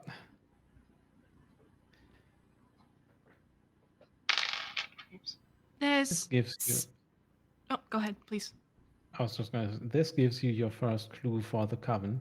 I'm going to move this along a little bit now because if you want to roll for the seamstress tonight, you're kind of at least a clue short. So Ash and Leander, you meet back up. Or is there perhaps another ritual to conduct at Hargrave House? Would removing the hex count as banishing a curse from me? The hex isn't gone. I think. Yeah, no, but because I can, that's one of the things I can do if I perform a Oh, ritual. right. Yes.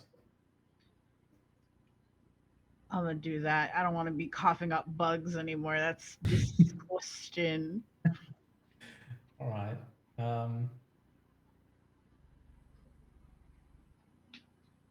Is there anything you need to roll for that? Yes. Okay, well, To roll with sensitivity. Is there any kind of help action in this game? no. Not Damn. really. It's Although okay. in If this case, I will say that Noelani, after having understood more about this, thanks to you, Eliska, does roll with advantage. Oh hell yeah. Oh shit, I almost dropped it.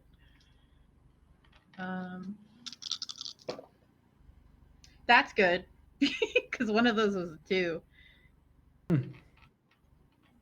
Fuck, my mouse stopped scrolling. 13. Really? Okay. Yeah. Just like the number of bugs. Yeah. Uh,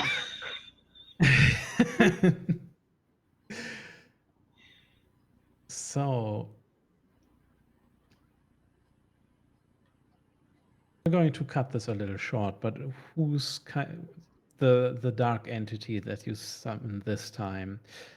Who do they resemble, and what strange insectoid features do they have? um, it's probably the older of her brothers, but with more eyes, like along his face, like a spider. As if it wasn't bad enough that you are always looking down on me, now you have more eyes to do it with.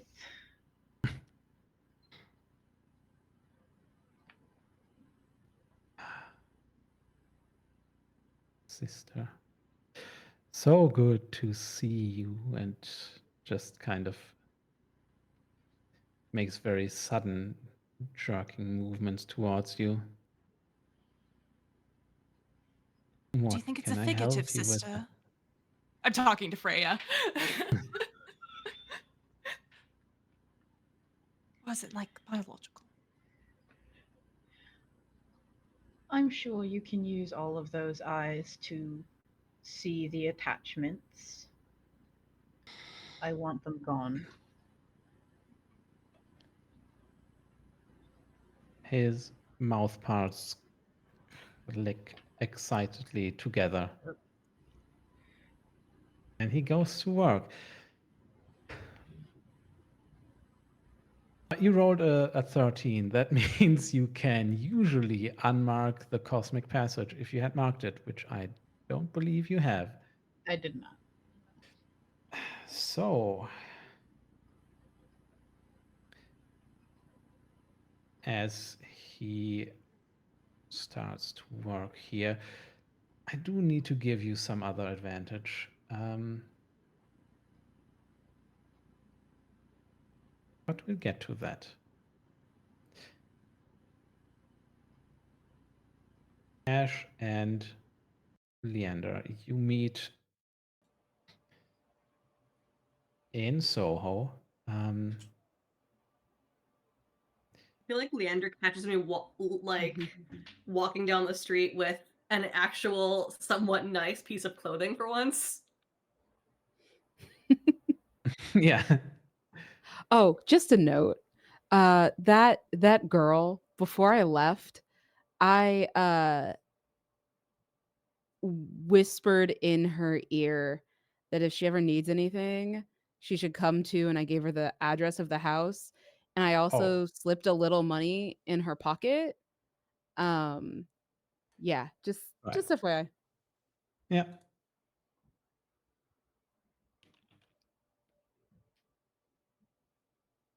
But yes, But yes, yeah. Leander would be frantically looking, not fully frantically, but would be looking around, kind of suspiciously lurking about the streets, Ash, when you Mhm. ran into him. Uh, oh, Yeah, I had to. that is lovely. I had to with the new Yes. Nice work. I didn't think you um could pick out something so handsome, really. Yes. what And a it is backhanded at this compliment. point you're going to get more compliments. Almost floating towards you is Sylvia. You got a letter from to introduce you to the seamstress. Now, I just at the moment made a mistake of assuming your pronouns for your characters, but in actual in-game reality, Sylvia misgendered Ash there. Bit of a faux pas. But anyway, she walks towards you now in beautiful just corset and shawl, very extravagant jewelry. Um, also wearing a somewhat butterfly-like mask. And she poses very dramatically in front of you. Oh, my dear. I knew there was something special about you when I first saw you, but I never thought you would look like this out of these rags. I kind of look between her and Leander. I'm just like, is there anything else that you two would like to get off your chest? Oh, It but goes I mean, you so look well lovely. with your hair. It does, doesn't it? It truly looks like a picturesque, really. We should get you a painting. And these wings that are worked into that, they look so beautiful, almost real. A Thank you. wonderful Thank you. costume for the parade, isn't it? Yes, but we should get you a mask, shouldn't we? You don't seem quite ready for it yet. I suppose so. Would you do me the honor then tonight of attending with me?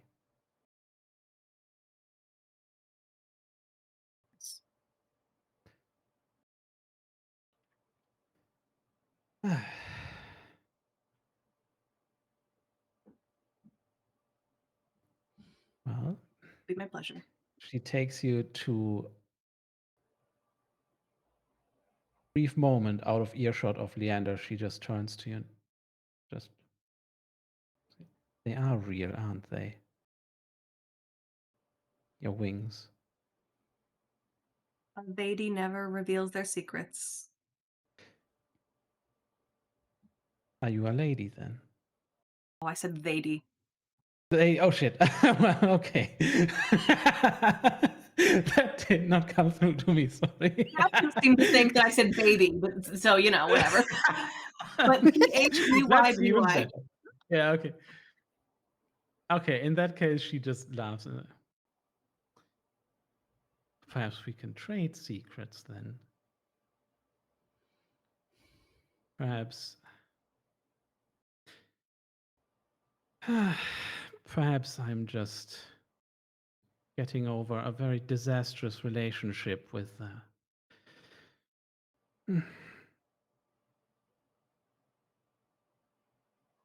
someone that you might have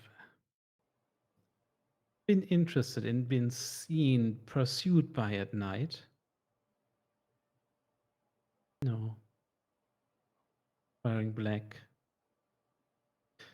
Beautiful, graceful movements. Which one of them? Or both, I don't Pretty judge. one. The pretty one.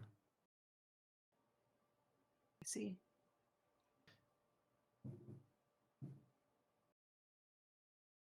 What do you need from me? Just you.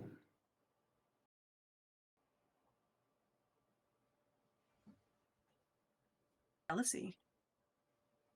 No. Seems so hard to get to know you.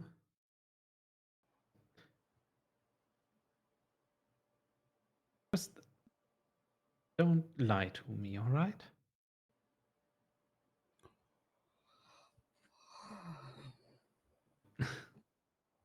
I'll see what I can do. Hmm. You have a question in mind then? No. I mean, when I have a question, don't lie to me. I may refuse to answer. Fine. But I think I can commit to not lying when you ask me a question. Then I may answer you a question about the sisters.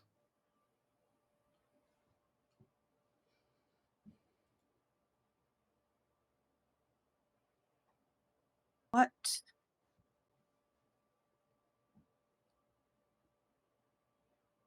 does their goal align with? Was it Belmont? Beaumont? Beaumont. Beaumont. Beaumont. Hazel Does Beaumont. their goal align with hers? Well, I mean, I'm They just afraid that's conveniently not sharing a really. path for a while. Oh no, not that. No. Never that. See, I can't fully answer this question, but I've never seen them at day. But I've seen where they stay in her house.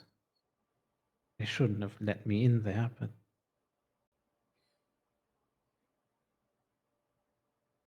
it's very drab, very Spartan. But next to each bed of theirs, there's a jar. And in them, there are one spider husk each, a silver ring, and at this point, she leans in a patch of skin.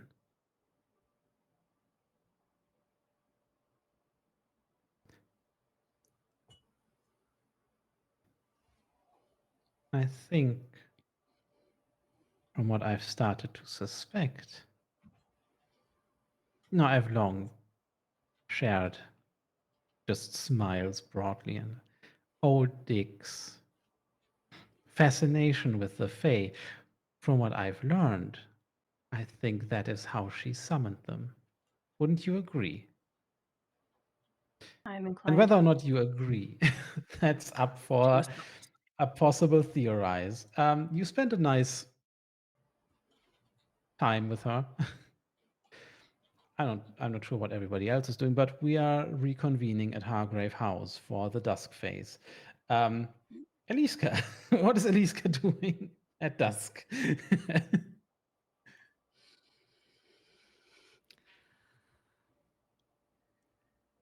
Okay, okay. I'm trying to Doesn't decide if it's more dramatic to manifest in front of Leander or be waiting for him when he arrives. Do you want an opening? yeah. Please. You could the most startling thing would be Leander would be, like, taking stock of things in his room. You could absolutely manifest directly in front of his desk. Wonderful, yes. Um, I think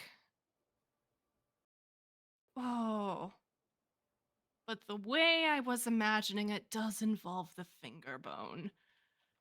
So, no, Lonnie, where were you holding it? Did you like put it in a pouch or a pocket or It is in the pouch with my tarot cards on my person. No, Lonnie, Hmm. would you mind taking the bone out? As the sun is setting, you see just manifesting from the bone as if you are just holding I think it's her should be the ring finger. Yes, we have to go with the ring finger. It has to be that one. Almost growing from it. You can see as her form comes together, she is incredibly tall for an English woman.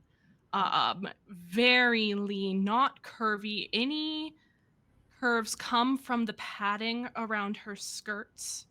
Um, Dark clothing, a wool shawl knit from finely spun black wool, curly hair that is just poofed out as if she didn't have the patience to pin it and style it, but just brushed through it and called it good enough. But the thing that really stands out so starkly against her skin is that her hair on one side, where the skull is dented in, is matted down with blood. And the body is solid. You feel flesh form around the bone, though you can still see under her skin the faint glow of the bones underneath.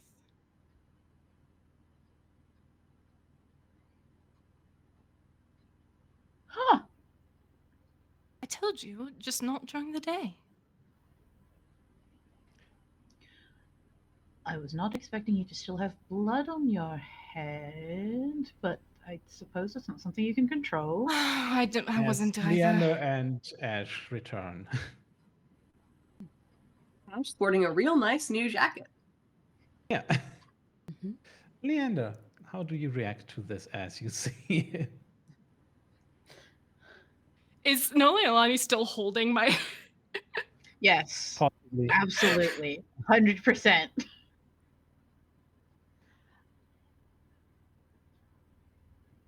I see you've made a new friend, Nolani. I've been here the whole time. Fingerbone lady. A bit later, you gather together. It is time to decide what you want to do with this night with the fingerbone lady. And in FBL. general, yeah. uh, We don't have that much time left in the session. So, do you want to formulate a theory about the seamstress? Or what are we going to do in the night phase? Okay, go. Okay, are we Okay. all agreed to do are we agreed to do the middle one, the true name? To unweave I the will say binding? that will banish her, and that will not be something that she likes. So it won't really help her, so to say. You can do that. If you want to help her, then with the last option, you Yeah, I kind of want to can go with the last one. keep her on. That is going to be, that's obviously the hardest, but it's also going to be the most mechanically rewarding one. We get Oh, we okay. can get ourselves up to a +1, and I do think that we can. We're already at a +1. Well, if you actually manage to explain everything. So if you Yeah, want yeah, to yeah. do that, so I think we have 3 people in favor of that. Then start explaining. Okay. So I'm gonna go with the ring is a desire for actual connection and not just infatuation via magical means. The obsession with fashion is the manifestation of her powers into the clothing, and so people were getting infatuated with the clothing by proxy, and the strange pattern in Sir Rich's suit, I think, is she puts patterns into she puts different patterns into people who mean something to her, and I think the bargain was woven into his suit. Um, Mhm. Milani, did you wanna Sorry, do I'm some? reading still. Okay. I think the spider webs, because she wants connection, the spider webs are a way of keeping an eye on the people that she was like trying to build a relationship, as a way of kind of weeding them out. The webs and the strings that connect to the spiders, and I think to the people that she's entranced, are spun from moonlight. I believe that is how she creates those connections. Yeah. And how does that relate It to what she wants? She wants genuine connection and not these manufactured ones. She wants to make her own and court, maybe. And that's why her Mm. background looks like that.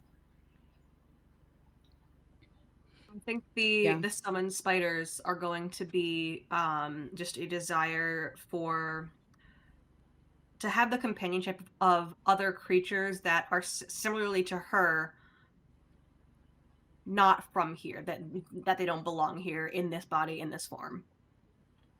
The patches of skin are Mhm. to create a form that they can be in here. Yep. Oh, and because The she was summoned here against her will, they probably ripped her away from something or someone. yeah. The moonlight oh, did someone already explain that one? I kind of counted it as explained. Yeah, we kind of I touched kind on of the folded a moonlight. few in, so And if you have more for that, please go yeah, ahead. no. I folded that into something else.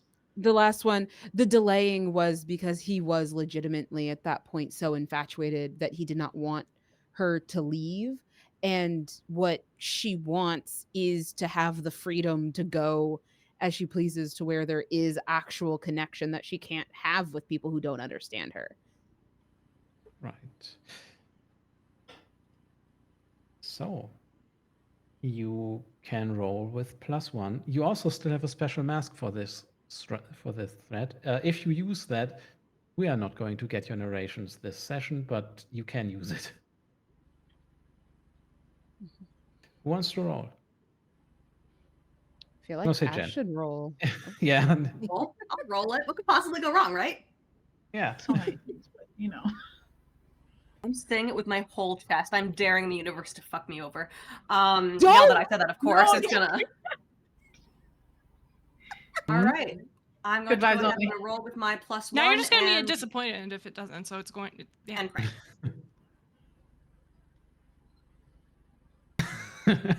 Yes. It did fuck me over. Can't be mad.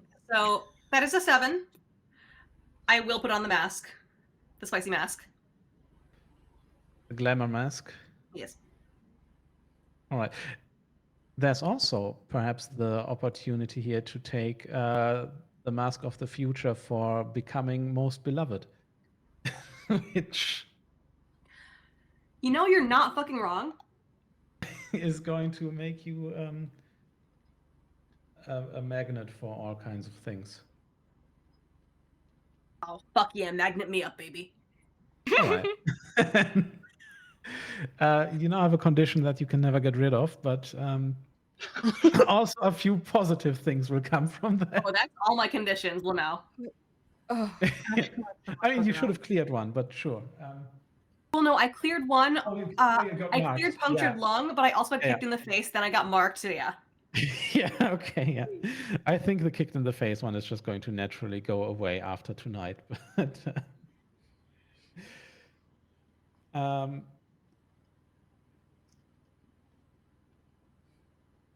so she wants connection. As you head out into the night, what is your plan for giving her that connection? And what is the solution going to be here? One of you could just return to the world of the Fae with her, but that would mean you disappear forever. Please don't do that. We just Please. finished Lisa's art, you guys. Yeah. So I You think can also try to establish something like a Fae embassy, which is what Ash suggested earlier. yeah, like what I'm kind of thinking is like I don't want to say like you know displaced Fae support group, but that's kind of what I'm suggesting, which is to surround not only herself but also myself too, because there is an element of what she has gone through that Ash understands and can relate to. So my personal plan, that I'm hoping everyone will be down with, but also tell me to fuck off if I'm wrong, is to kind of get together a displaced Fae support group where we can share our Fae experiences and be unapologetically Fae around each other in private, and also be able to assimilate together in public. And that will also give Ash the opportunity to kind of really dig their fingers a little bit more into Fae culture, and figure out like what they want moving forward. so are we? So because the connection of like her being in London, we're gonna let her stay. Is that what we're Right? saying? But she will not continue to infect those who conform with the gender binary. Okay. Okay, She's so gonna we have need a to fake kill the up, other yeah. dude then, because he's gonna be mad. Hargrave House comes across Faye all the time, and rather than continuing this sounds like a much more productive solution to me. Araxi may take some convincing, but luckily Araxi, well, I don't know if it's lucky, but you know. Araxi is going to be confronted with that at some point, yeah. Well, She's so stubborn. You- Where would it be held, though? we'll Is get there to that. neutral Never. territory? That's not gonna happen today. Future us problem. Yeah. Seems like she's As we trying to move bring into the more. night phase, okay. very quickly, like I said, maybe 2 or 3 sentences. We are at a seance in London.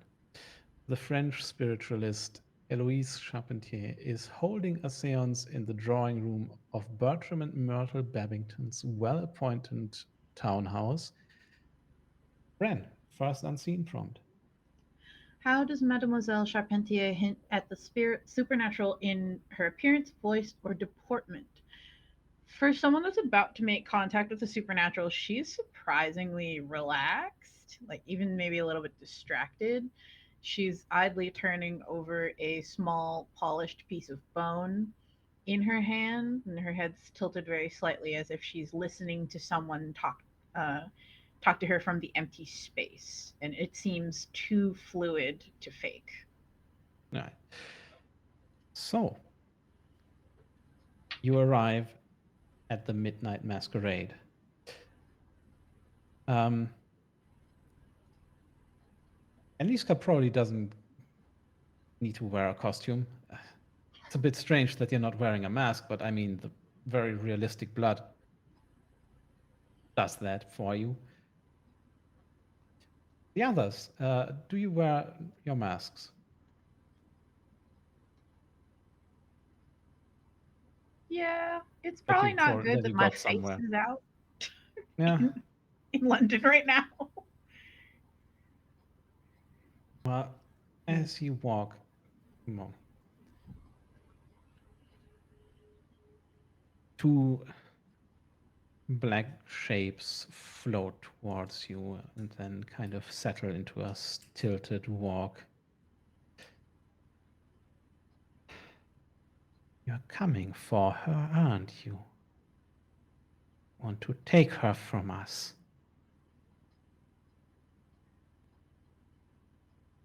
Is it? As the sisters, yes, approach you. Mm. We do not. We would invite you to stay with her and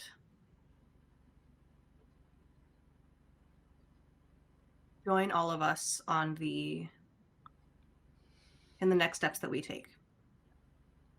We do not mean you any harm. Oh, but you will do harm, won't you? She loves you so dearly, we can see it.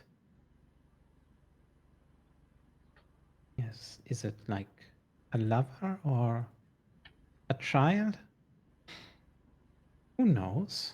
But you will take her from us. That is not my intention. And do intentions ever truly matter? And although you're surrounded by people here, you see that they are ready to strike. Unless you can talk them down right now.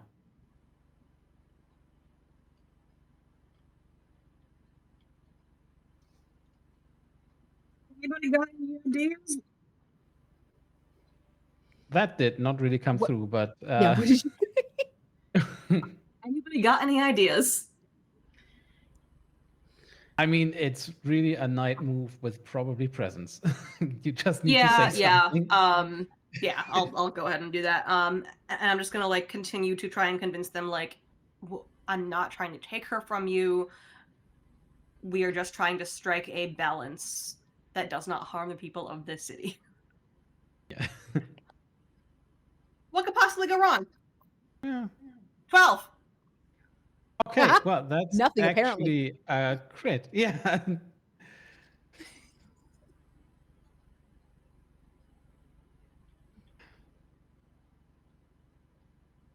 You are truly the most beloved. How do you not just convince them, but turn their heads so much that they will now once, but decisively, help you in a coming fight? And if they must, they will die for you. Then they are not very emotionally regulated, I would say. You strike me as having the emotional intelligence of summon spider creatures. Dope. But yeah, I think it's just I think a lot of people are afraid to touch them because they move in such a strange way. Because that's, they're not used to being in these forms. And it's naturally unsettling. I think I reach out with a hand and offer to shake. And they realize like, oh, this person isn't Yeah. disgusted by us. They almost flinch a little bit, but then they first shake your hand and then kiss it. Next unseen prompt. This one, Letty Lamia. Kirkham is Letty Kirkham is hoping to contact someone close to her who died of consumption. Who were they, and what sign would tell her it was really them? It was her brother, and it would be the smell of his trade, smell of fish mixed with fire. He cooked fish at a restaurant. Yeah. Back in Soho.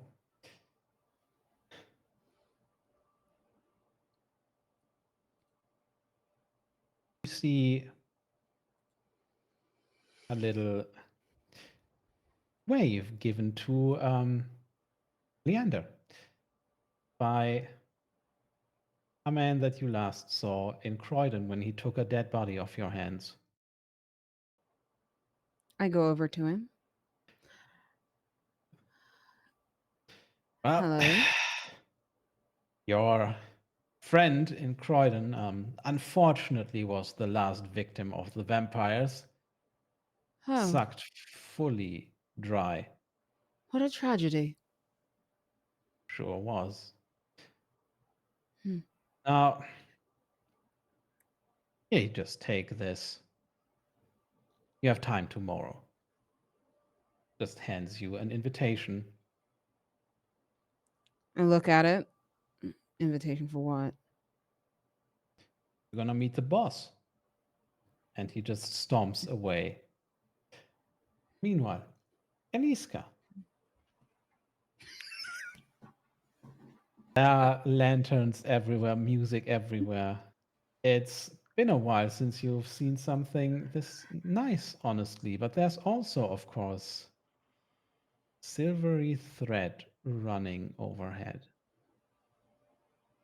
Can you perhaps figure out where it leads? I'm going to mark something on my energy track here just for the bit Okay. because Okay. we're towards the end. Leander, as you pocket this invitation, you feel a hand on your shoulder coming out of invisibility as she was standing right behind you this whole time. What do you even want? We have a job to do. That is not what I mean, and you know it. What do you want? Why are you here? Shouldn't you be in, I don't know, some afterlife of some sort, not Shouldn't I be bothering me? alive? No, perhaps you shouldn't, which is why I'm confused because you're here and you're not supposed to be.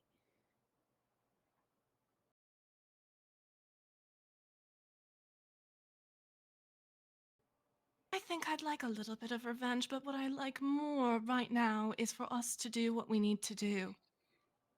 Because I I died for this house. You died for being nosy and trying to ruin my life. Is that trying to ruin it or save it? If you try to ruin my life again, I think you understand how this works. Leave me be. Have I not lost enough already? We'll lose many if we don't follow those threads. Come on. I'm coming. It's fine. I follow.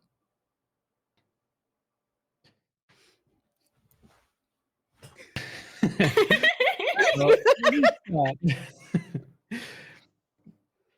roll. Probably sensitivity, Beautiful. possibly composure, but just I to would figure love it to out be in this sensitivity. chaos, where does it go? Yeah. Wow. Oh, that could have been better, but it could have been worse. 8. Yeah. Um, you will find the seamstress But unless you mark a mask, you will also um, as you follow these silvery threads, all of a sudden you're perhaps a bit too attuned to it after having studied it also and for so long. And you do hear a song being played on these strings, luring you towards it. As she said, she Okay. cannot quite help that. You will take the condition enraptured. This is the perfect opportunity for me to check a specific box on my Mask of the Past. Okay, yeah. So I think as I start hearing that music, we're staying on mission. Leander is with me, and we are both on the same mission. And the two of us flash back to years ago when I was alive and shadowing Leander on a very personal mission for his liege. Lamia, you will narrate what the mission was, and I Mhm. will tell you. I'll pick up from there. Yeah. I was on, there was a certain issue, a rival in that needed to be dispatched delicately. And I was getting the information needed in order to make such a delicate disappearance of someone of such high status happen. And so I was just on an information run at this point, getting some delicate things from a contact. You're messy, aren't you? Not by my standards, at least.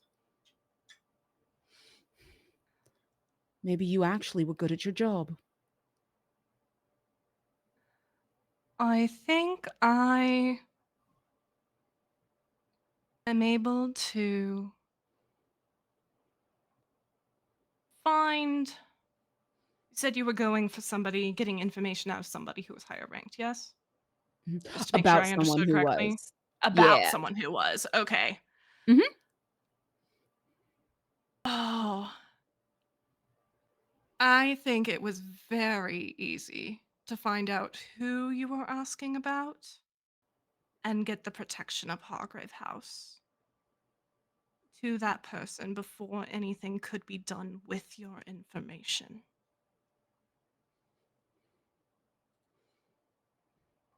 I think you're right. And I think that that was the first time I ever had any issue completing a task. And it started to unravel something. And with that, Jen, next unseen pro. Matilda McLusky, a God-fearing young woman, was convinced to attend the seance by her more daring friend Estella.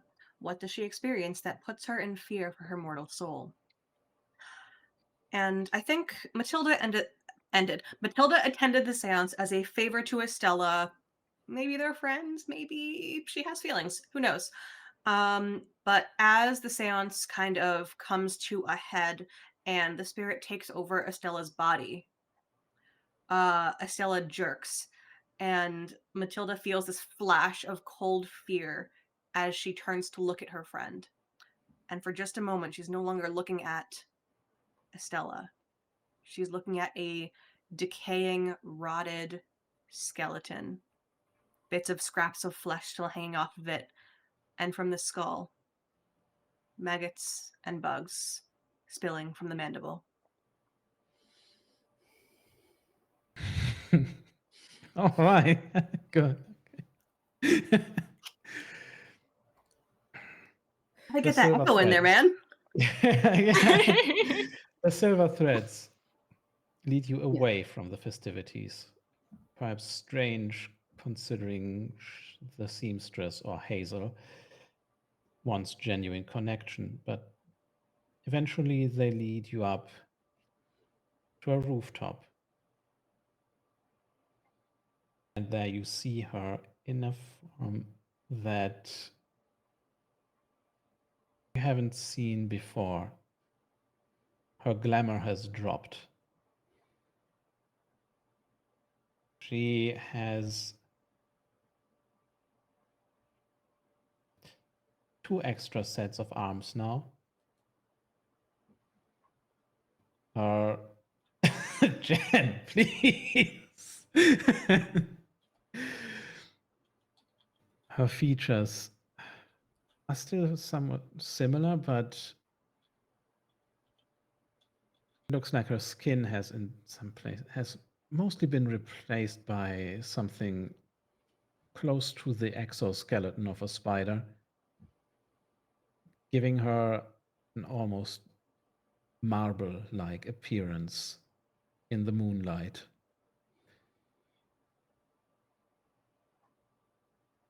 And she's dancing,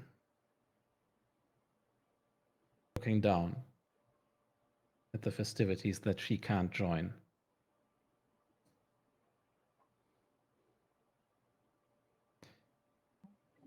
Then she sees you. She sees you, just turns to you, all of you, but specifically Ash. By the way, everybody who is not a wife guy or Faye themselves, please take the condition mesmerized.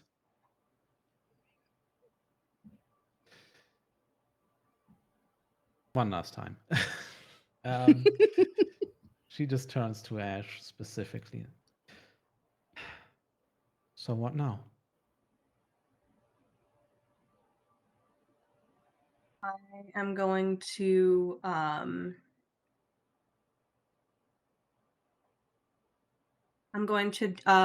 do a quick touch of glamour to drop my own kind of facade and allow the luminescence of my hair to glow a little bit more, my eyes to glow a little bit more, my ears to elongate a little bit, my nails to start sharpening a little bit. And I am going to step up, carefully shedding the coat and handing it delicately to Noelani, so that my wings kind of are able to stretch. And I will extend a hand to her, and I will say, now we dance and we figure out how to find more of our friends. And I don't even think it's appropriate to make you roll for that. You have concluded the mystery. Last Yeah, unseen. no, I don't care, but Yeah, last unseen prompt, Rosalie.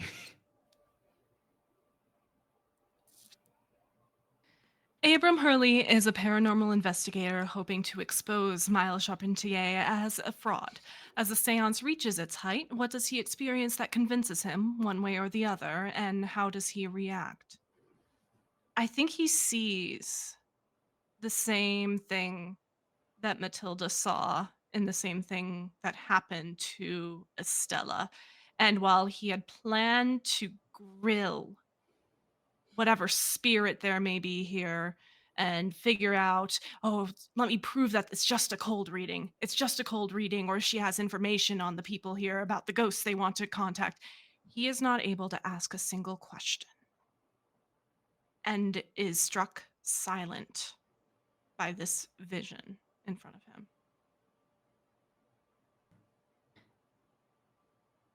We're back at Hargrave House. You are all helping. Well, everyone except Eliska is perhaps helping. A new arrival to settle in, Hazel Beaumont, who is going to turn one of the rooms here into a Fae club. And in another room, there are 2 cats sitting next to the ghost of a woman who knows that she can't maintain this form for much longer before she needs to return to the spirit realm. Iska, how do you reflect on this eventful day?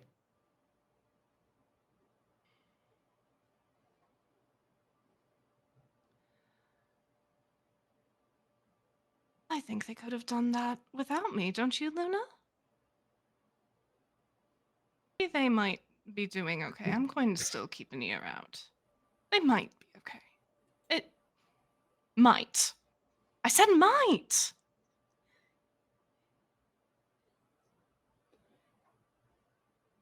And that's where we're going to end the session.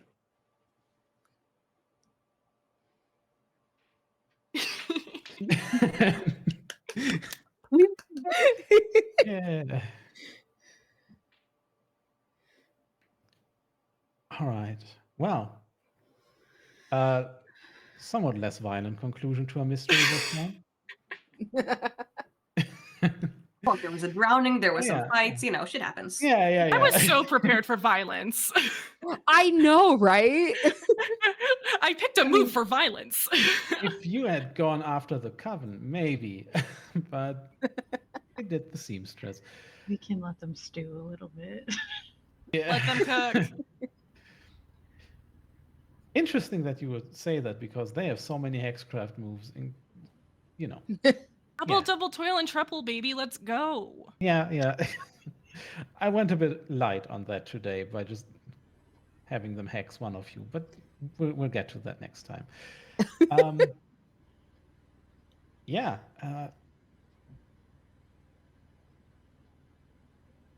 I have nothing else really to say. So I think we're just going to do outros.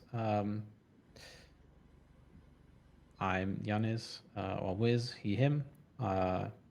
You can currently only find me here, so easy enough. And I'm going to popcorn it over to our freshly coupled up, perhaps, Ash or Jen. Hello, my name is Jen. I have been playing your friendly local, I guess, Fey Charmer at this point, Ash. I can be found on the internet at JenBurb. I will likely be streaming Hollow Knight tonight in preparation for Stilt Song, so swing by in like a few hours. And yeah, popcorning it over to Let's Go Rosalie. Hi, it's me. I'm Rosalie. You can feel free to call me Rosie or any other shortened version of my name. I love nicknames. I use she, her pronouns, and you can find me on all my social media at Rosatyrs. That's ROSATYRS, like Rosie and the Little Goat Folk. Can you smush them together and you get Rosatyrs? Currently, you can find me every other Thursday on Don't Kill My Character, where I am playing in I am playing in a Vampire the Masquerade game, another very spooky horror game, where I play Leonia Rodic in the Camarilla coterie of Sanguine Scourge. Every other Friday on that same channel, on the weeks where it's not our Thursday, you can watch the Anarch half of that, and we are starting to cross the streams and have characters from both tables switch to the other table. It's a very fun time. The other Fridays that aren't Sanguine Scourge Fridays, you can find me on the Streaming Rainbow playing the Prophet in Inferno, a game where there are 4-player characters who are being passed on to different performers as we move through the campaign and move through the circles of hell. It's a great time. I'm having a lot of fun playing a character of 22 to charisma. Other than that, I guess this. Yeah, check out my card for all my socials. I'll post about stuff there when I'm in other stuff. Oh, Magnificence! My longest term project is a podcast called Magnificence from the Tabletop Tailspinners Network. It is a dark fantasy Dungeons & Dragons 5th edition podcast. I play Sage, who is a wizard, and I stick my nose in everybody's business. We are coming to the end of Act 1 in that campaign right now. As of releasing, we're about 20, 30 episodes ahead on recording. Trust me, y'all aren't ready for what's at the bottom of Morakros. Come tune in. It is one of the most horrifying boss battles I have ever witnessed. I thought we were going to die. I'm popcorning it over to Lamia, who, oh my god, I can't wait to roleplay with you again already. Yes, no, Sam. Hi, I'm Lamia. My pronouns are they, them. I've been playing Leander, who is absolutely fine. There's nothing wrong with him whatsoever.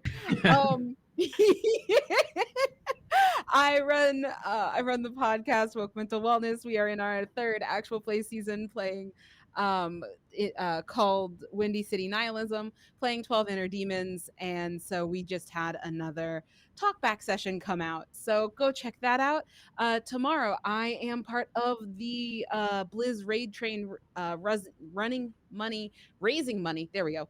Raising money to help our friend and homie Blizz, who was diagnosed with cancer and is a streamer and thus needs help paying for treatment to stay alive. So come wake up early with me, or if you're not in the US, then like, hey, I might be on at a time where you can see because I will be live at well, the train will raid me at 8 a.m. On Sunday Eastern. I will go live at the equivalent of 7:30 Eastern, or 7:30 Eastern. So we're going to be watching Baby Animals on Gaggle and then playing Rain on Your Parade, which is a mischievous, cozy game. And then I don't think anything else I'm in I can talk about right now.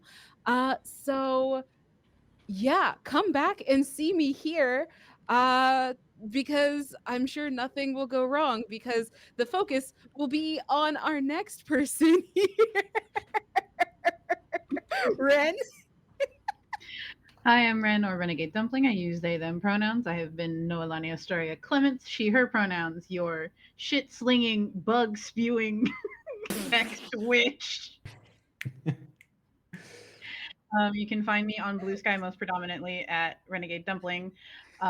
Or if you want to follow the overall Blue Sky for the things that I work on, it's, if I could fucking remember, Soup Dumpling Media. We don't have anything out yet right now. We're still working on it. So if you want to catch me, you can catch me here on Saturdays until this campaign is over or until I die, which might be soon.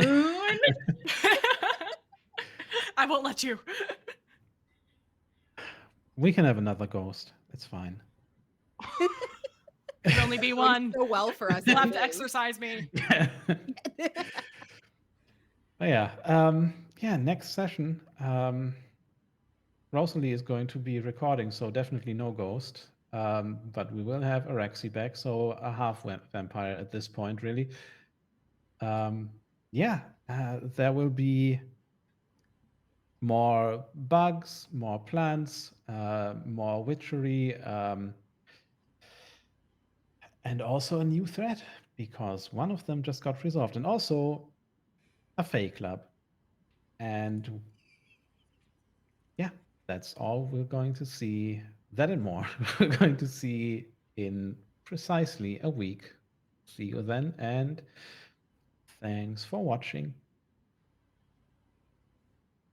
Stay tuned for